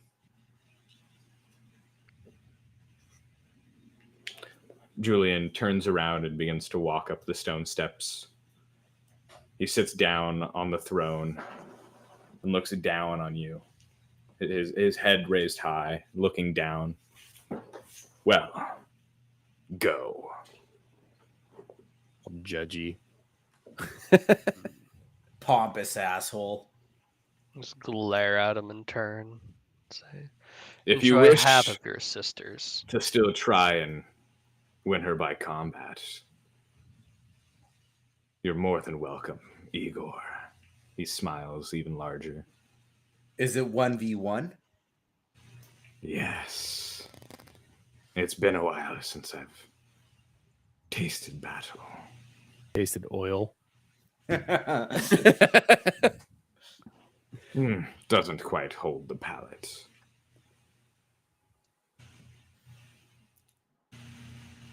I'm so tempted to do it. I'll look over at him and say, after this, I promise you a duel myself. It's up to Igor Well, if he would like to do one as well. he turns toward his bride to his right and looks back at you. Begone. You've bored me now. I'll just leave. Yeah. Just get out of there. Or get too angry. I mean, if you guys kept going, I was just going to throw a dagger at his head. I'm just throwing that out there. Yeah, I but still have he the has- dagger in my hand. Yeah, but he has a contract now, so like that's the thing. Can't hurt him. All right. Let's go with Akan your says sister. as you walk down the hallway. I think now dueling him would be the only way to defeat him. See, Akan knows what I'm doing. Totally. Well, he's smart. Now we could only fight him one-on-one. Not smart enough to not battle me. And I wink at him.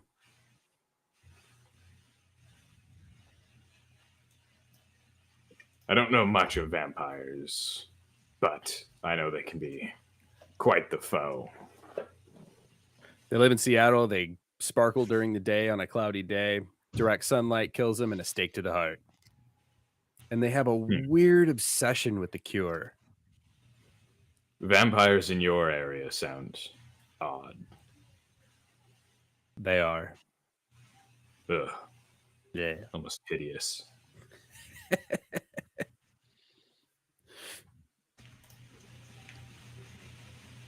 Well, lass, we've got the key. Igor, for your sister. I open the door to free my sister. You take the key, stick it into the door. It turns, and you can see what was invisible kind of hues as a light blue barrier vanishes away, and the door opens.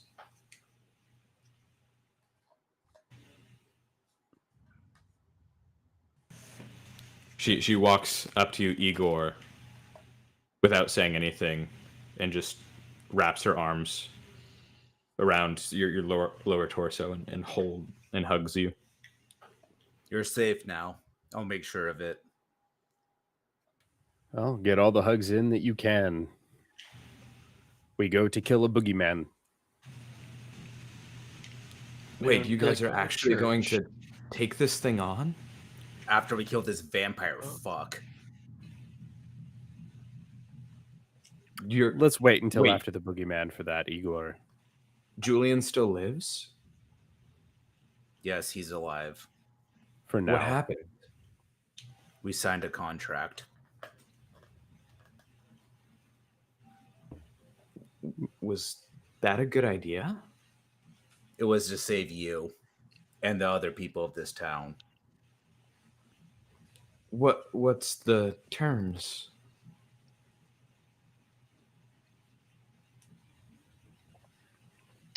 I'll jump in.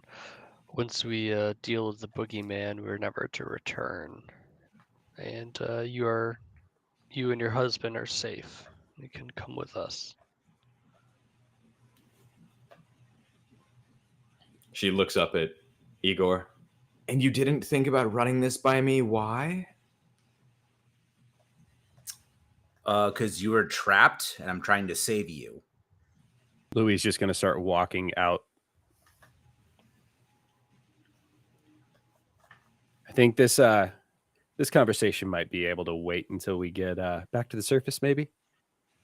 Yeah. And just follow Louis. Just get out of here. Let's get your sister out of the dark dungeon filled with vampires and demons. I agree. Well, since I'm now looped in, let's go. Out of the cage, it just jumps right back into danger. She's like, I'm coming too. I mean, she's pretty safe with 4 of us. Oh no, I'm getting my husband and we're leaving. Good. I don't know if you can leave yet, but you could try. We have it in Wait. writing. Julian Yes. didn't say anything about how to leave without killing the boogeyman? Nope. Great. Wait, she didn't sign the contract. I don't believe she's trapped by its terms. But the boogeyman keeps everyone from leaving. It's not Julian. That's true. Yeah, he has some sort of barrier around the city or the town. Once you enter, you can't leave. Guess you and your husband are coming with us then. I think we'll wait out to see how many of you survive. I glare at her. I don't know about you. Fighting demons is a little above me. Come on. You kill one, you kill 1,000. It's like anything else. You kill a demon stabbing one sword at a time, like the rest of us. I mean, come on. All right. So you guys are just going to go back up the stairs and leave the estate? Yes. Okay, perfect. Then I think now's a good time for just a quick break before we finish everything out. Sounds good. Sounds good. All right, we'll be about 5-10 minutes, and we will be right back for the last bit of this stream.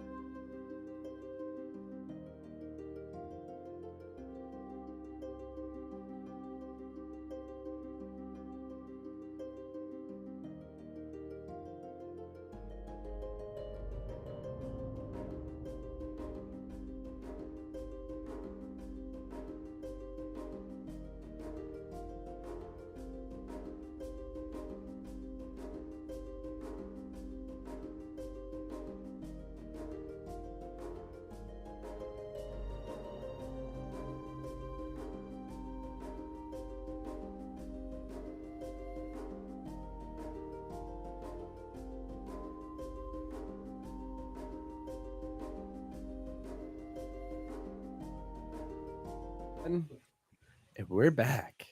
All right, perfect. So all of you, now the 5 of you, walked up the very long staircase back to the first floor of the estate. You walk away from the staircase. As you walk away, you see the arm of the statue click back up, and it lowers back down. You walk back to the front door, and Faola moves over to Igor and says, I think I'm going to go stay with my husband while you guys deal with this. Do you want us to escort you to your husband's house, or you can get it on your own? I think I can sneak my way by if anything, if I see any guards or anything. I just kind of pat her on the head and be like, I know you can do this. And I'll tell Lynxus that you guys are going to go deal with the boogeyman. We'll get everything ready to leave once that's done. Yes, I think that's smart. And you see she walks off on her own down the path.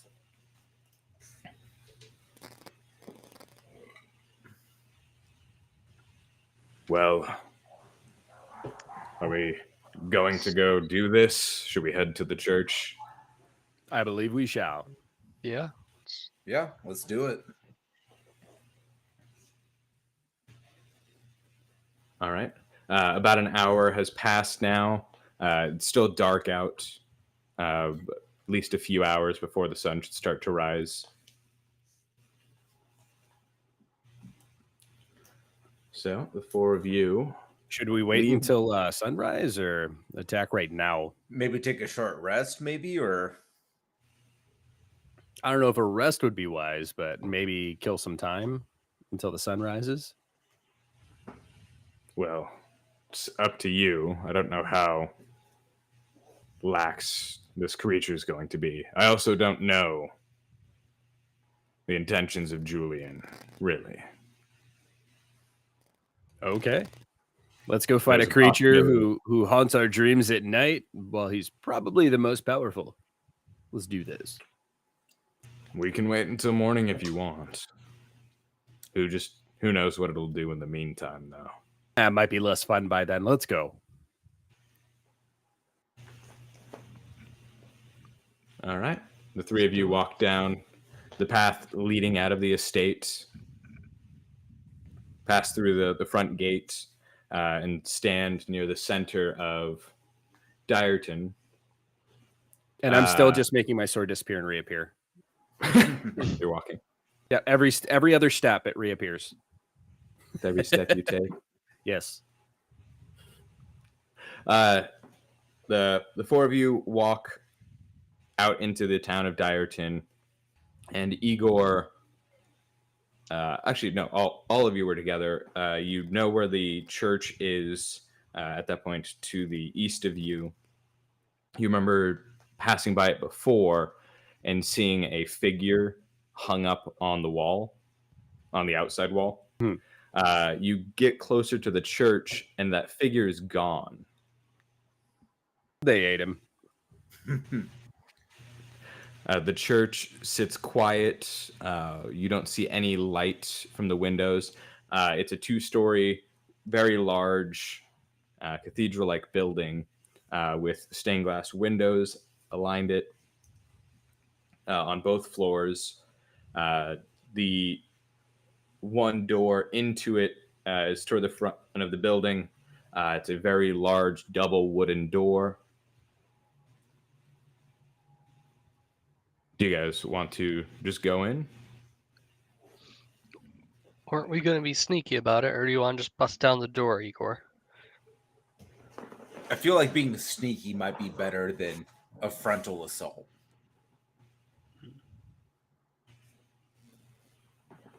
So dull. Be up to Louis. I don't think I can sneak very well.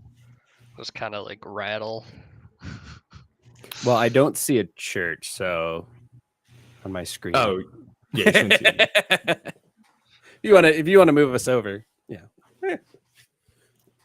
I'll move you if you want to enter the church.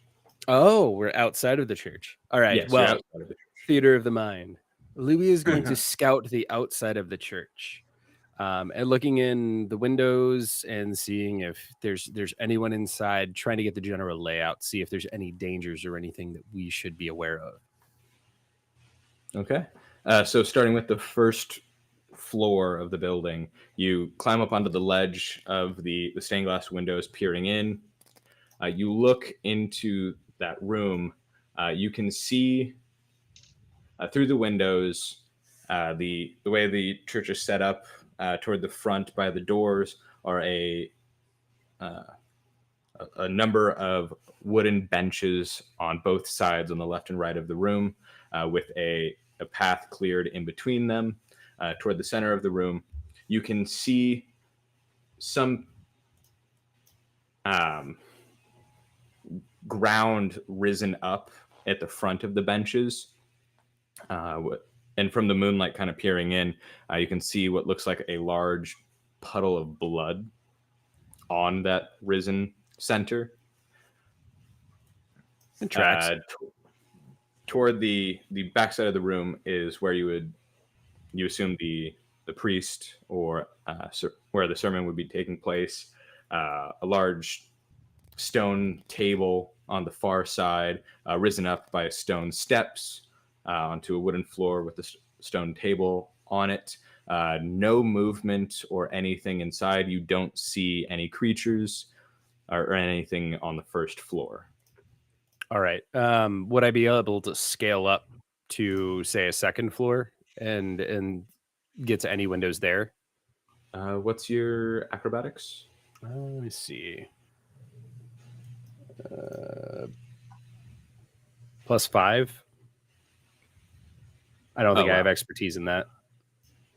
Still enough. I mean, yeah, you just from the stonework of the building, you're able to just climb onto the second floor. Well, I've got pitons that I could Yes. put to the side in between the bricks to kind of give myself a foothold. It's easy enough to scale. Yeah. You scale up to the second floor, being stealthy and kind of just peering into the windows a little. You're able to see into the second floor. You can see the stairs leading up from the first floor, and a large, looks like rug strung across the floor of the second story. In the center of the room is a very large oval-shaped table with something on the center of it. You can't make it out, and chairs lined around it. 11 chairs line the table, and you see somebody sitting in each one. That's fun. Okay. Are they doing anything in the chairs? As you look in, you don't see them moving at all. They're just stock still. Okay. Yep. Wow. Not even like moving their arms or anything. They're just perfectly stock still. Yep. Okay. No other movement anywhere. No sentries or anything like that. No demons flying around in the wings. No. Yeah, we've already encountered a couple of fiends and stuff, so figured I'd be searching for more fiends and flying demon things. Is there? Did the stairs continue up? Is there a third floor? No. Okay, so it's just the 2 floors. Yes. Okay. I'll make my way back down to the group, and I'll run back up to Herndig and Igor and say, "All right. So there's definitely nothing strange on the first floor. Nothing at all. It's a normal church. Completely 100% normal. Nothing strange. Second floor, however, giant table, something in the middle of it. We've got 11 chairs with 11 people that are not moving. So not sure if it's some sort of ritual or just not sure. There's something tied in the middle of the table, though. Could be bad news if we let them finish whatever they're doing. But they seem preoccupied, so if we're going to enter silently, we should go now." Let's do it. Yeah, let's do it. So I will cast Mage Hand and try to, as silently as and slowly as I can, open the door. And I love how nobody's even asking me how I'm just telekinetically just opening these doors. They're just seeing the doors open in front of us. You're just like singing a song or something in your head, bard. The magic's not too new. All right, you use your mage hand and grab the handle of one of the doors. It's a circular iron pull handle, and just slowly move it. And you open it as quietly as you can to make enough space for you guys to just walk in between the doors. And Louis will go in first. Okay. How much light is in this room? Just some moonlight shining in through the windows. I'm just wondering if they're able to see the blood puddle in the front yet. Let's see.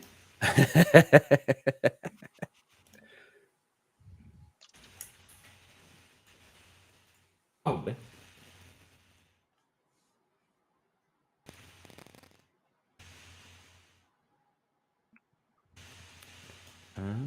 there we go. And I lean back over to them and whisper, "See, nothing strange at all." Completely normal. Yeah. Isn't your average church? What kind of churches do you guys go to? Boring ones.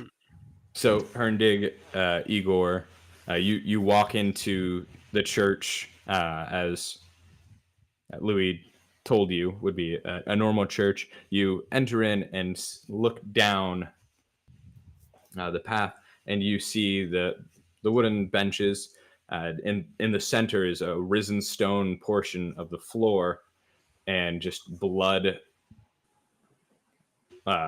circling around it and on the risen center. A small human skull is on the front side of the risen area, and a dagger kind of just laying next to it. Yeah, normal stuff. See, completely normal. Are these the only two sets of stairs, or can we see any other ones? The only two sets. Okay. When you looked in before, you were able to count them. Those are the only two sets of stairs going up. So I'll whisper over to them and say, those are the stairs to the second story, where there are the 11 people completely still surrounding the table with something tied down in the middle. Okay. Shall we away to our deaths? Should we go up and face them on the second floor, or lure them down here? If they're Ooh. all not moving, though, could we get a few good hits on them before they know what's happening? I don't know how sneaky you are walking into a room. I wouldn't be able to. Would anyone like to be cloaked in darkness with me that can cast a spell? I can cast a spell. We can use my globe of darkness, and I can pop it. I can make it go away really fast, and you could blast them with your spell. We could do that. Sounds like fun. Oh my gosh, yes. We totally need to do this. All right. You two wait here. Or come up the other stairs and kind of peek up. Keep an eye on it, just in case we should get, I think we should probably go up with you. Yeah. Okay. Just In case travel it goes- behind the globe of darkness in case everything goes horribly awry, because We can go up the other set. Yeah, That way, if that you're works caught too. if you're caught, we're not in the crossfire. that works too. All right. So, Herndig, With me, which set Igor. would you like to take? Let's go up the left-hand side here. Lucky left-hand side. All right. I'm going to pop my globe of darkness. Keep your hand on my shoulder, and I'll lead Okay. you. Would my Shield of Faith still be up? I don't know if it's been a full hour yet or not. It's been an hour since Been about we an used hour, it, yeah. Cool. Okay. All right. So let me check. Let me see. Let me check spells really quickly.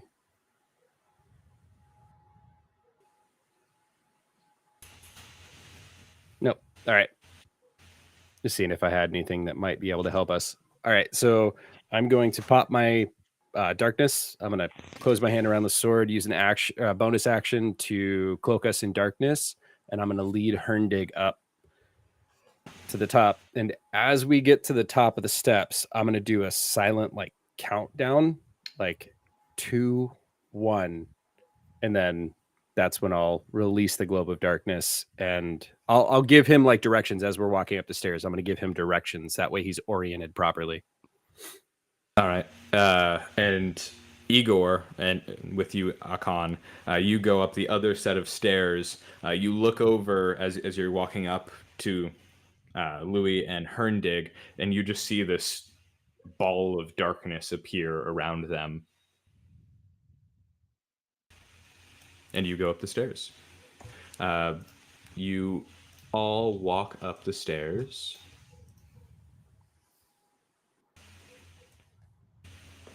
And standing at the base of the top of the stairs, Louis and Herndig, you're in the darkness. And you can see the front chairs sitting there. All right. I'm going to continue to walk forward with him holding my shoulder until we can get within range to where he can see more than just the front chairs. So probably another 10 feet into the room, maybe diagonally up this way. Herndig, you're following Louis. He leads you a little way further into the room with the darkness around you. You can see a few more of the chairs, seeing 4 total chairs with people sitting in each one. They're all facing each other and not looking your way. Okay. I whisper at him, those people don't look like they're in the best shape. Okay. Yeah. I can't see them, right? No. Because you have your mist top. Yeah. They go. Yeah, Herndig can't see. You said they weren't Okay. moving at all, so Can I tell from here if they're alive or not? Like, if there's any life in them? Because it looked like a couple of them were kind of leaned over from the drawings that you had on the map. From this distance, you can see them. You can see one kind of is slouched over the top of one of their chairs, actually facing behind them at the wall.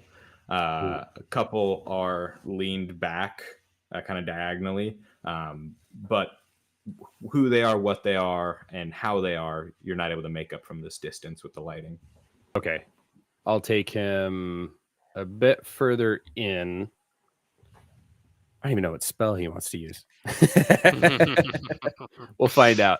So I'm going to move both of our tokens. So I'm going to move us right here. Right here.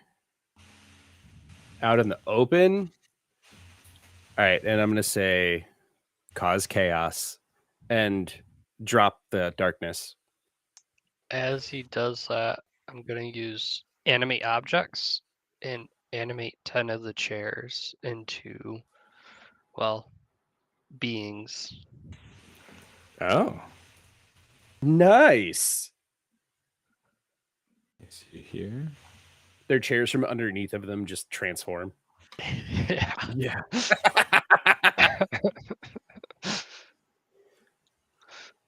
I just image like a mouse and it just like bites them as soon as it comes alive. They all turn into mimics. Eat that booty. Let me just Eat the booty. copy.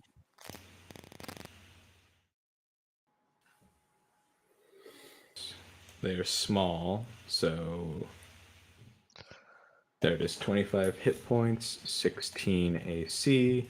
You should have warned him, man. He wasn't emotionally prepared for this. I was not, Sorry. was not ready.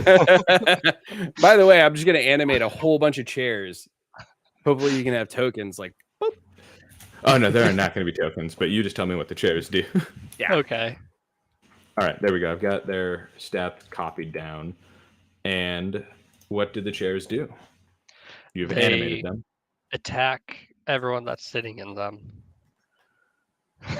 Gone You issue full out the murder hobo. command.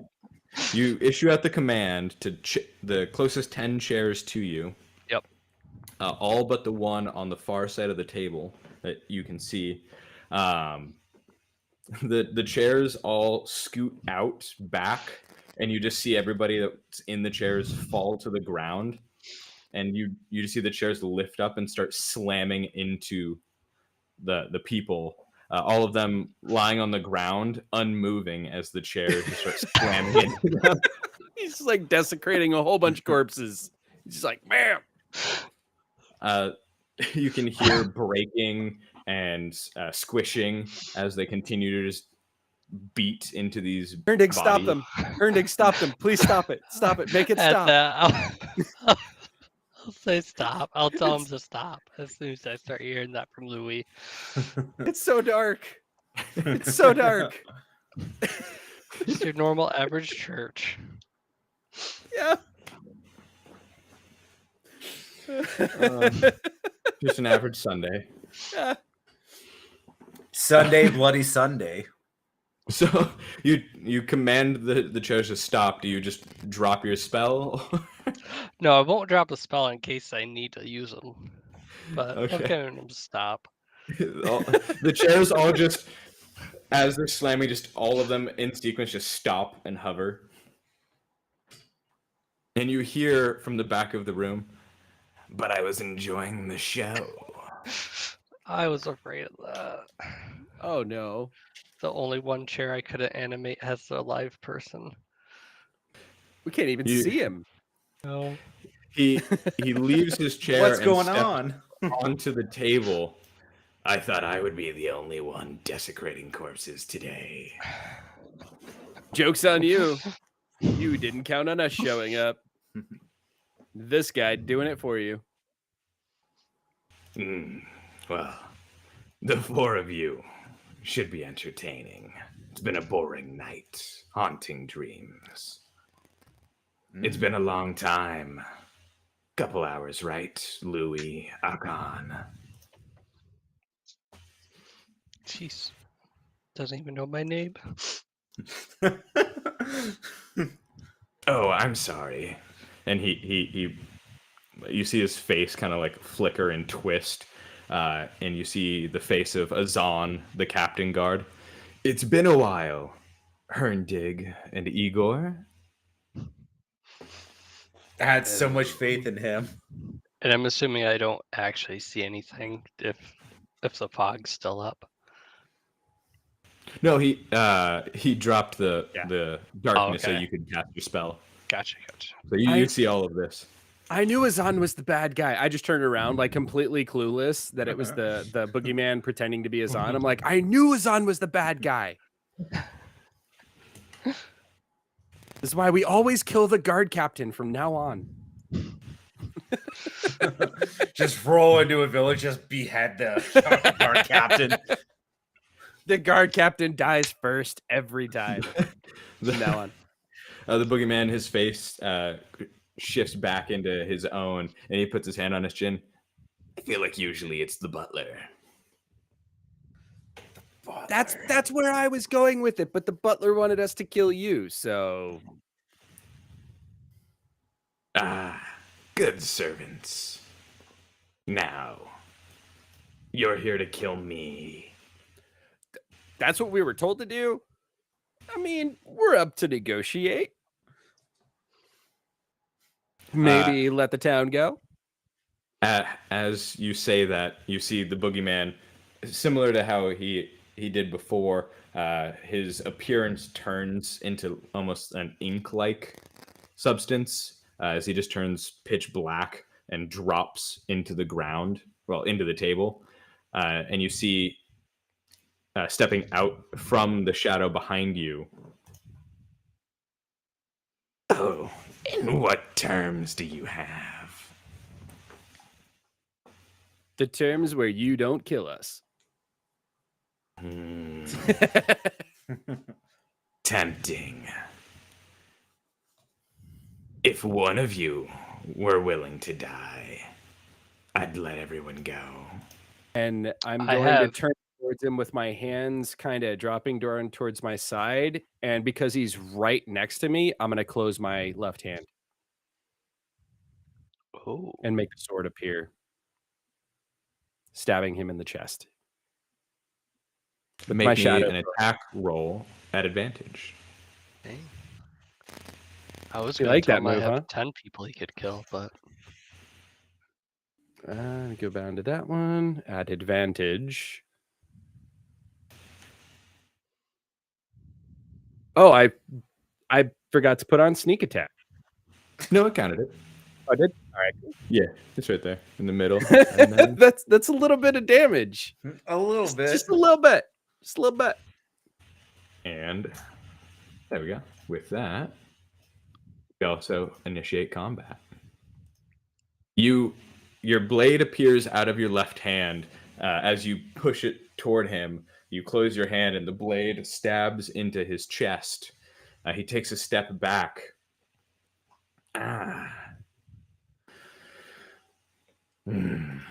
Lovely. It will be like this, I see. And he takes the damage.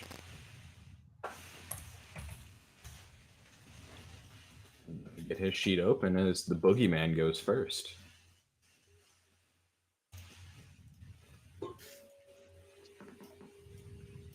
Cue epic boss move music. Donna. It's Thinking the like- eye of the tiger. I was thinking like Uh, Celtic rock, but The boogeyman steps back away from you, Louis, and you see the wound in his chest through his clothing starts to heal a little, and his clothing heals over it. I just kind of point that out to the team as I observe it happening. And never take my eyes off of him. I'm just saying that over my shoulder to Herndig. Let me see here.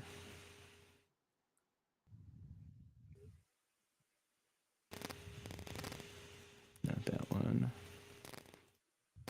And Did it feel like a solid hit when I hit him? yes, Okay. That was a And here lot it of is. damage. On a really quick, just boop. and the boogeyman lifts up his right hand with, you can see the claws coming out. He points it toward Louis, and he casts Phantasmal Killer.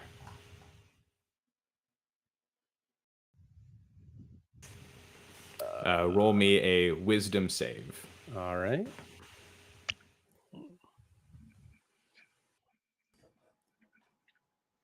Oh, Yeah.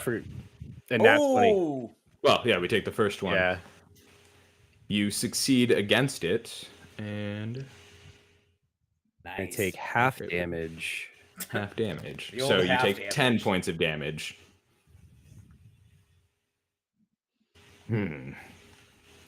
I wonder if you're the strongest. And you see the boogeyman fall into the shadow again and appear standing on the edge of the table. But I guess we'll just see which of you falls first. I'm thinking it'll be you.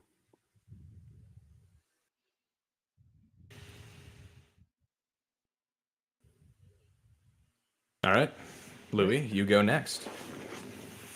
Hmm.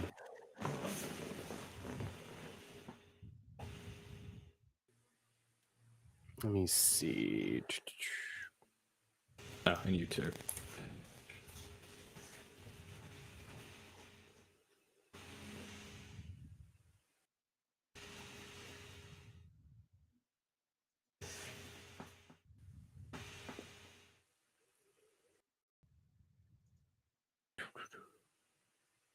Since he's not near any of the rest of the team, I'm going to throw infestation at him. Okay. There it goes. Nice. DC 14 Constitution save. Yeah.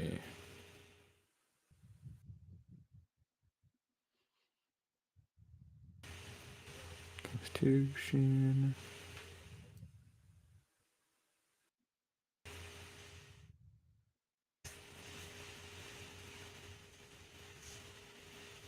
What we got? He fails. Ooh. You don't proc sneak attack, so 8 points of damage. Right. Moves 5 feet in random direction. I forgot to turn off sneak on that one. Yeah, you're good.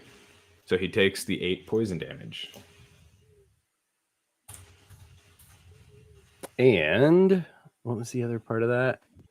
It moves on your next turn Yes. in a random direction. Awesome. It's going to be really fun. All right.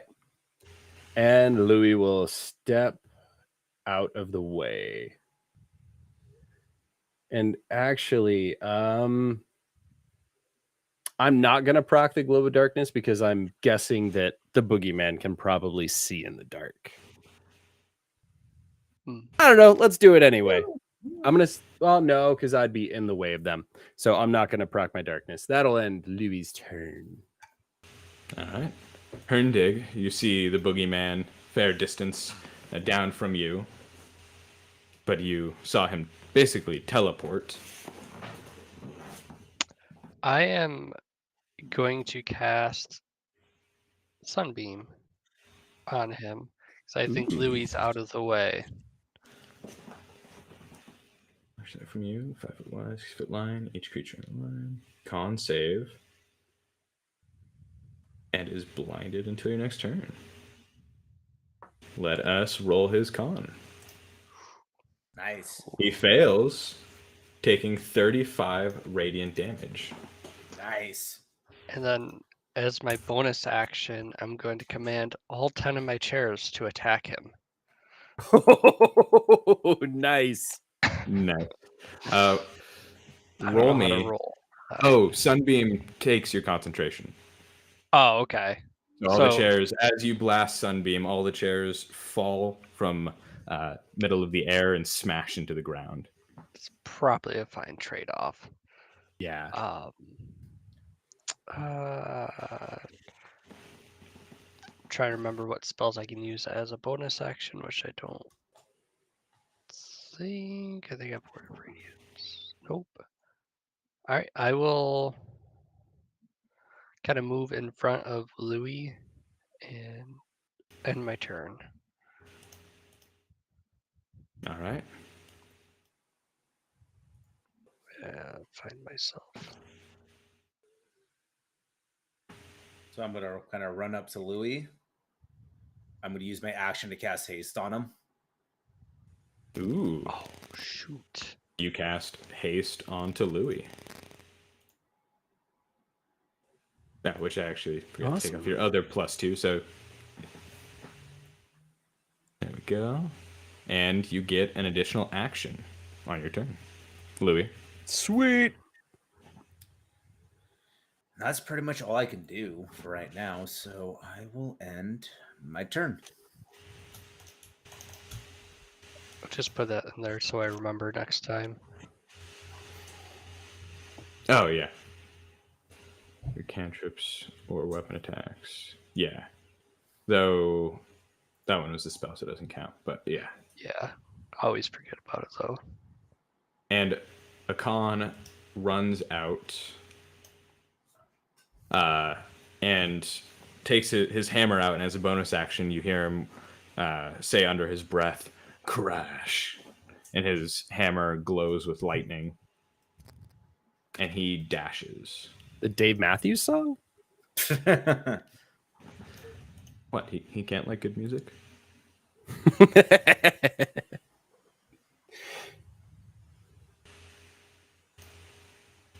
And that ends Akan's turn. And now we all die.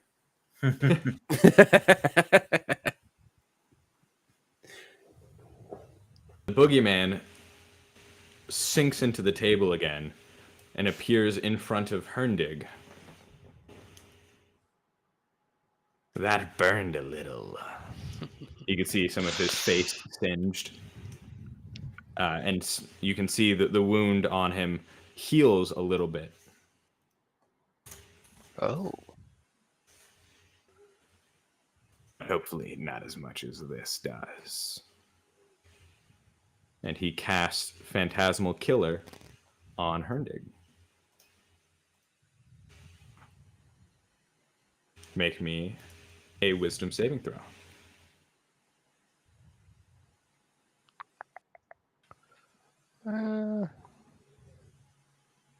Ooh, nice.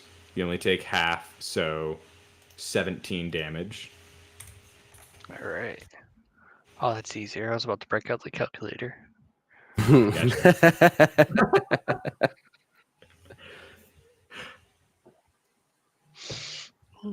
don't And think that then- hurt quite as much. Sturdy. I think let's take this elsewhere. And you see him fall into the ground again and disappear.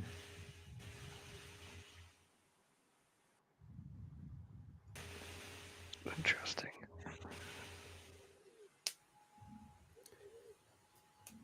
All right, let's see. Let me take a look.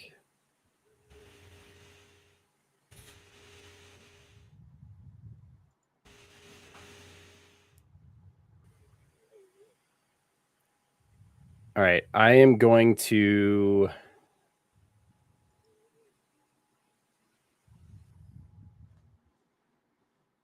step away from the team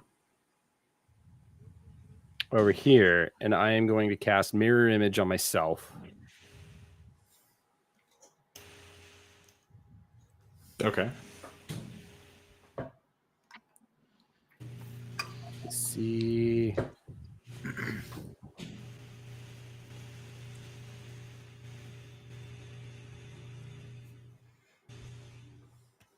And I am also going to use my bonus action to make myself, to shroud myself in darkness.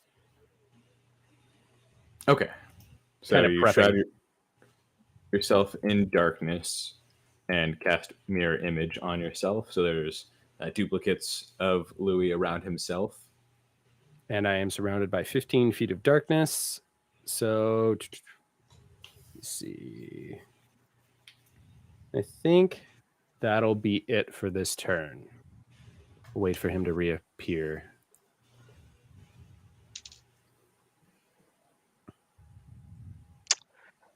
All right.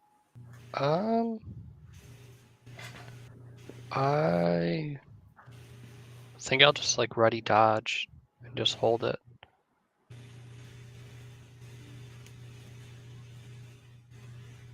Okay. I'm going to move to right here. You'd be in my globe of darkness. Yeah. Basically, up until Herndig, there's just a globe of darkness around Louis. Gotcha. You are still in his globe of darkness. Yes. Well, I'm trying to give you guys my aura of protection, so. You can. I don't necessarily need it. Okay. So I've got Mirror Image up. Okay, I'll be right by Herndig. And I guess I'll just ready in action. Which action are you ready? Dodge. There you go. Gotcha. Okay. And Akan walks up to you guys and just says, "Where'd he go?" As he walks right into my globe of darkness. Where did everyone go? Darkness imprisoning me. No, don't copyright us. Eldritch horror. What? Where did he go, guys? To the floor. Huh. And Akon ends his turn. All of you hear below you, well, aren't you coming? I guess we should.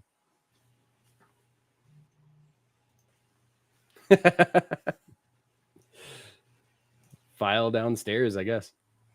Well, there's nothing up here we need to look at, like artifact wise or anything, or Yeah, I'll be right. I'll go downstairs and then I'll be right back. Okay. All right. I'm gonna take Louis. the bait. Goes downstairs. It's just this globe of darkness. It actually passes over all of you as he walks by. Yep. And then you can see again. Do the rest of you wish to follow him? Brett, I think you're muted. Sorry, dogs are barking in the background. I'll follow you after Louis. And I'm going to use an action to increase its size as I head down, Okay. expanding it So- by 5 feet. So it's 20. You're creating this large space of darkness as you're walking down this flight of stairs. Hernig, are you going to follow down the same stairs? I You was just see this going big to, so I'll darkness around say it. yes. Yep. I'll try my best not Have, to grab my trip. shoulder. Okay. The halfling Lead shoulder. So me. it's way down by your knee as I'm going down the stairs. Louis, I'm only you 4 look foot back- tall. Oh, still down by your knee. You look back and you see Herndeg, like eyes open, just hands out, trying to navigate your darkness. And I forget that it's even there. So I just think he's like miming a zombie. Igor, I'm gonna go down the opposite stairs. Akon follows behind you. Probably a good idea. And all of you go down the stairs. Herndeg, just make me an acrobatics check. Oh, I'm super acrobatic. We learned that last time, didn't we? Perfect. Yeah. Athletics. There we go. This is not going to end well. Louis, Dun, dun, dun, dun, dun. you're walking down the stairs and you just hear a thud as Herndeg trips on the second stair and tumbles down the stairs. You step to the side and let him fall around you as he falls down the flight onto the first floor. Just kind of lift Takes my leg, chuckling. 3 points of bludgeoning damage. Nice. Oh boy. And let me take you guys down to the ground floor.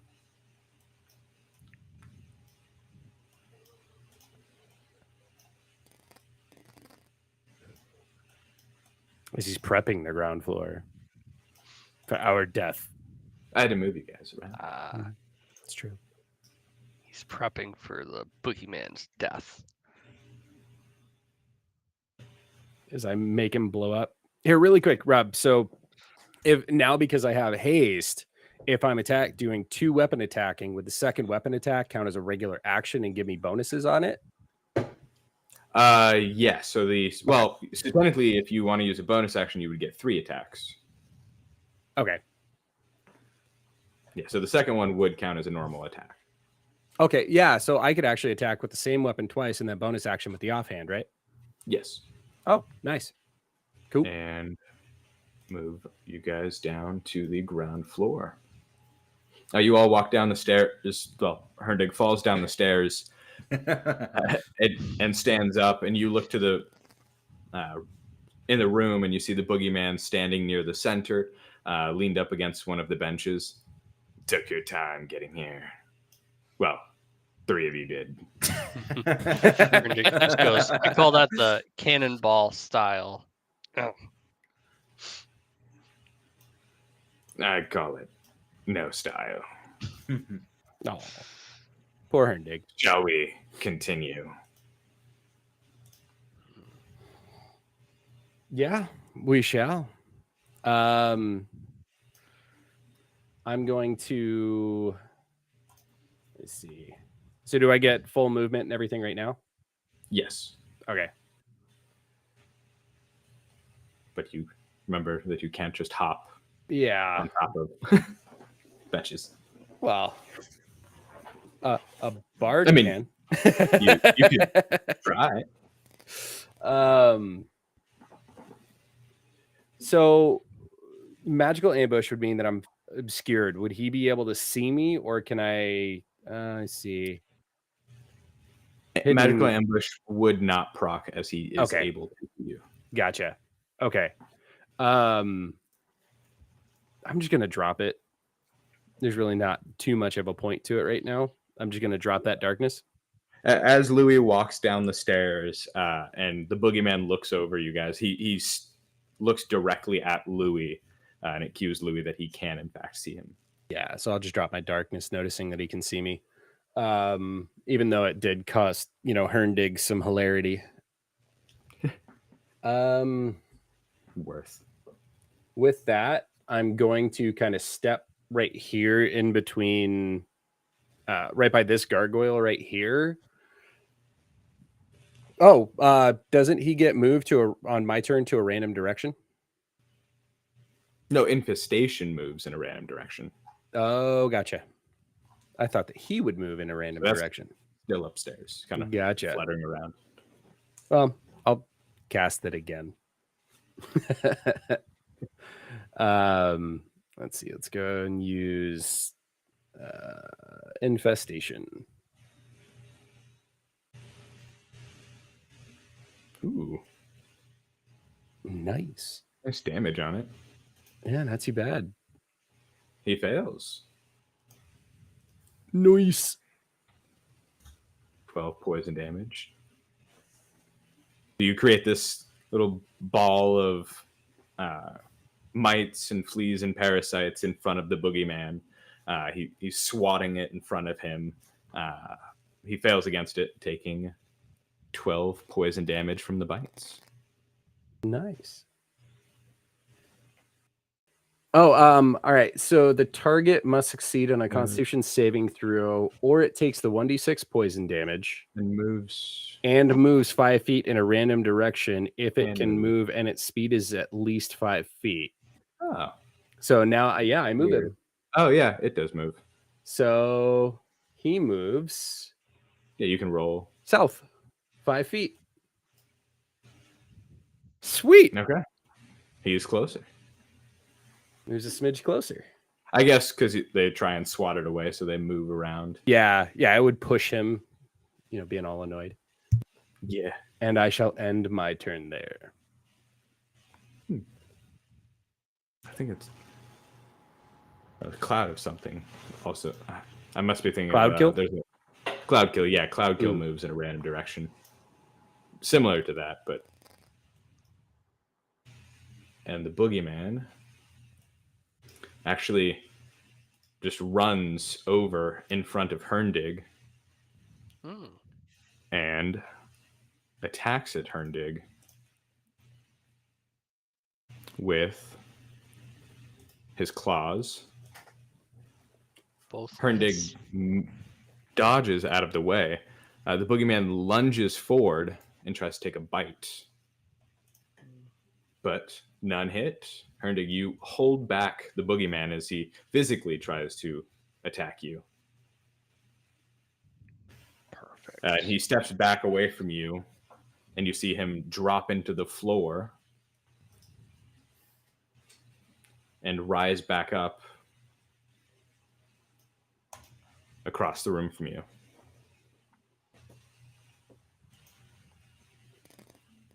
Akan, you hear his armor shuffling as he starts running toward the boogeyman.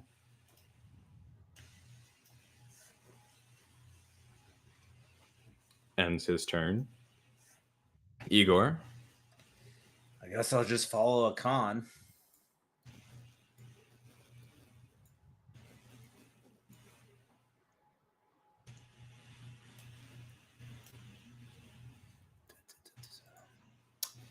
And can I use an action to hold person?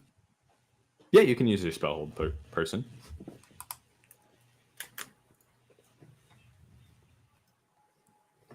Okay. So, Igor, you use hold person on the boogeyman, and this drops your concentration on haste. So, Louis, you're no longer hasted. He can't hear. What's up? You're no longer hasted. Oh, hastened. And the boogeyman. What's your spell save? 17. Woo! The boogeyman succeeds against it, On a save 13? burning one of his legendary saves. There's a secret action. Secret Yes. DM actions. Legendary creatures. Legendary DM. Oh, We don't want to see those legendary actions.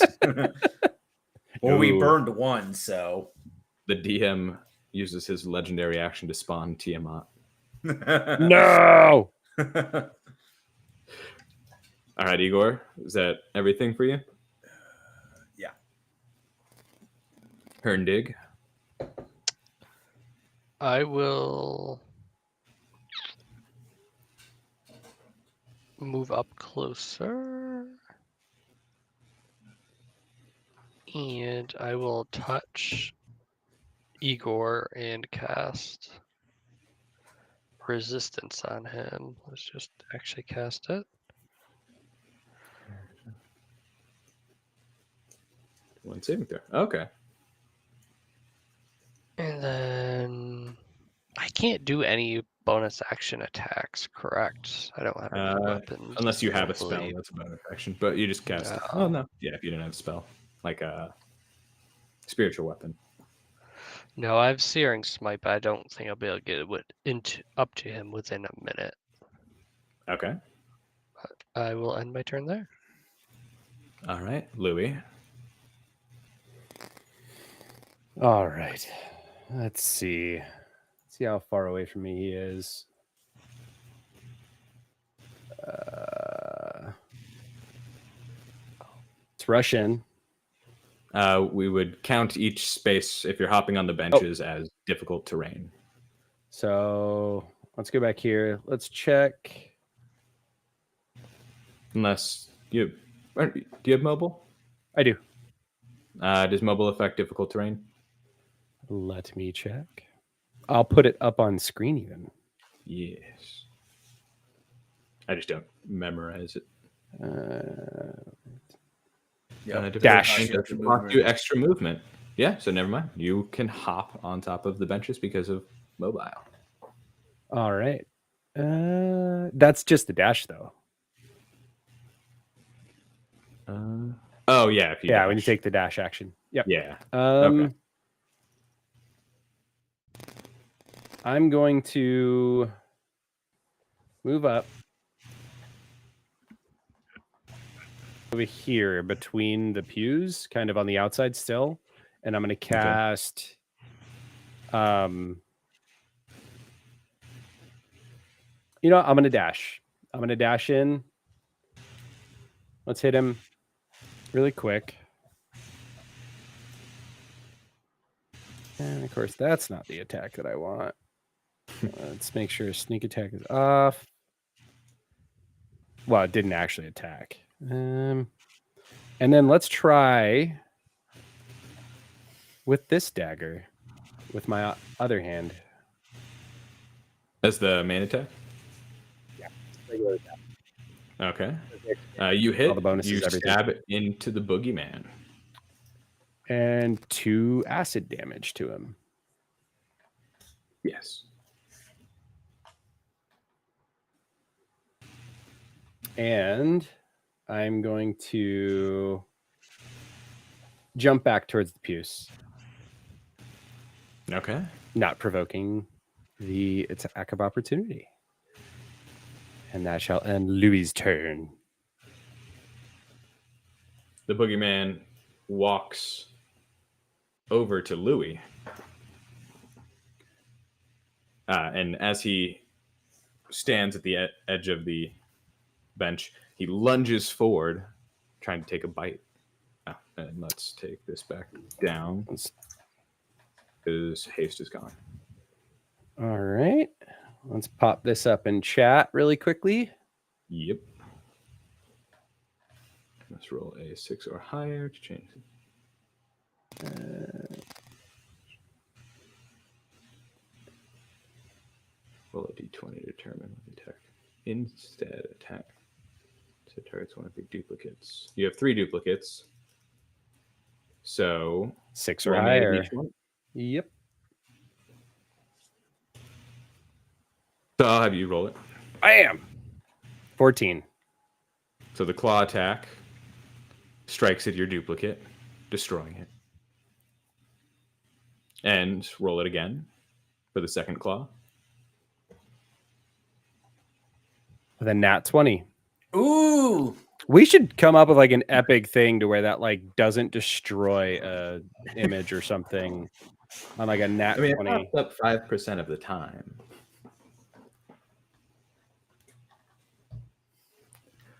But the claw destroys your second image. Oh, And roll it one last time. all right. 13. 13. More than an And 11. his bite destroys your third. He looks up and sees the real Louis and says, "Ah, I found you now." And drops ink as a puddle of ink. Can we just kill this guy already? I've been waiting for you to try. He's running away like a little bitch. And end of that turn. Akan, being the slow dwarf he is, moves closer. Sorry, Herndig. I can't see him at all, can I? Oh, you can see him. Oh wait, No. no, you're in. Yeah.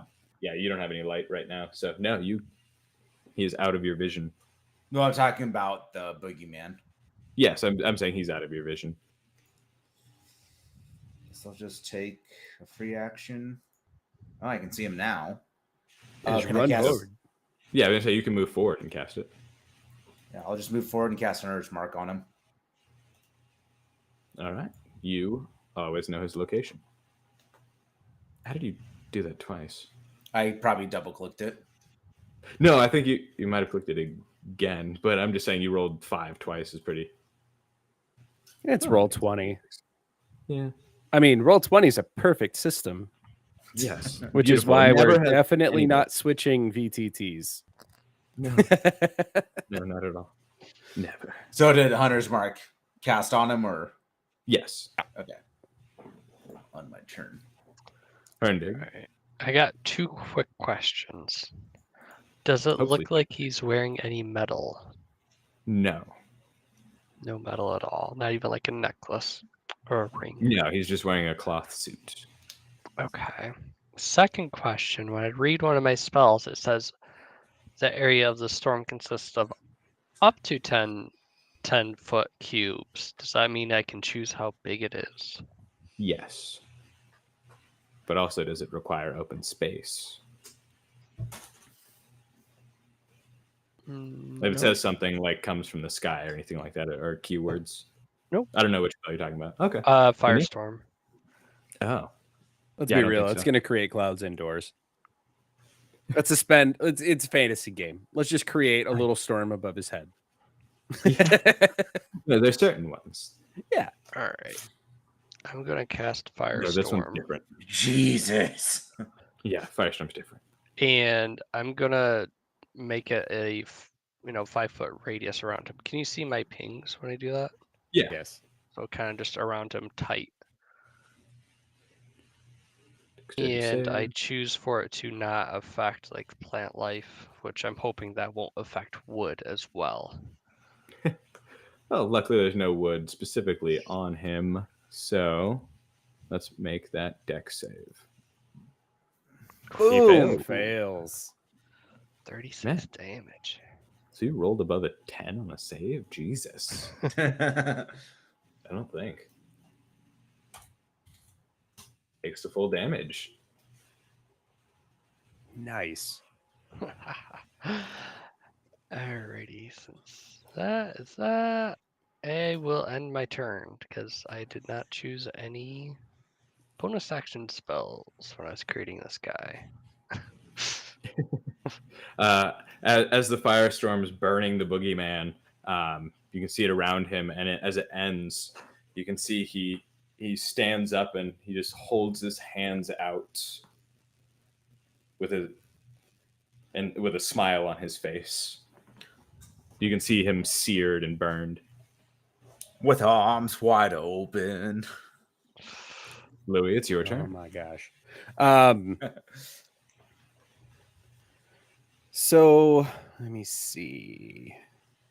So when I hit him with the dragon tooth dagger, did I see him heal from that like I did the shadow blade? Yes. Okay. So both of them are the same effect. All right, cool. Essentially the same in terms of damage. Let's Yeah, you assume see. he just has an ability to regenerate. Check. I'll check my spells again really quick. Sorry. Didn't mean to do that. You're good. Is it Booming Blade is the one where if he moves. He takes damage. Yeah. Okay.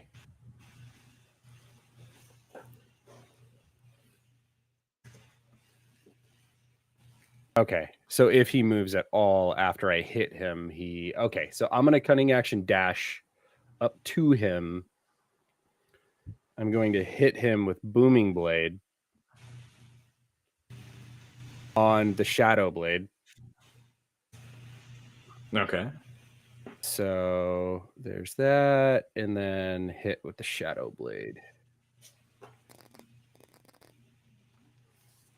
13 plus 7, so 20, 30 damage. Wait, it rolled You- 3d8 on that? Holy cow. Yeah, rolled. Only one of them was average. The other two were below. Okay.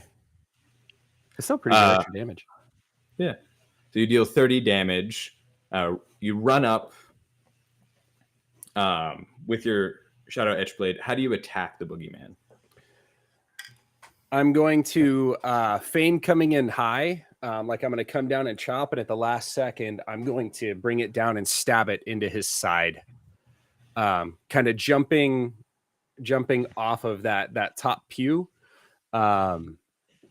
Because I'm short, so I got to come up on him. I realize I get the last second. I'm trying to feign an attack, and it's not that graceful, but just come up basically into his ribs. You rush up, feign the attack coming down, and plunge it into his stomach. With that, you see he reaches down and grabs onto your wrist and pushes it further into him, and even twists it. And he puts his face up against, like, just in front of yours, and grins and says, "Thank you." And he pushes it away from him as he falls back onto the center of the altar, falling back with his arms out, a smile on his face as his blood leaks onto the altar. You can see it move into the puddle, and you feel the ground under your feet begin to shake. And that is where we will end part 4 of Be Afraid of the Dark. Oh, So thank you dirty. all for tuning in. You guys did great. We will see what comes of this on the 5th and final part of Be Afraid of the Dark. Thank you all for watching, and we'll see you here in a couple weeks.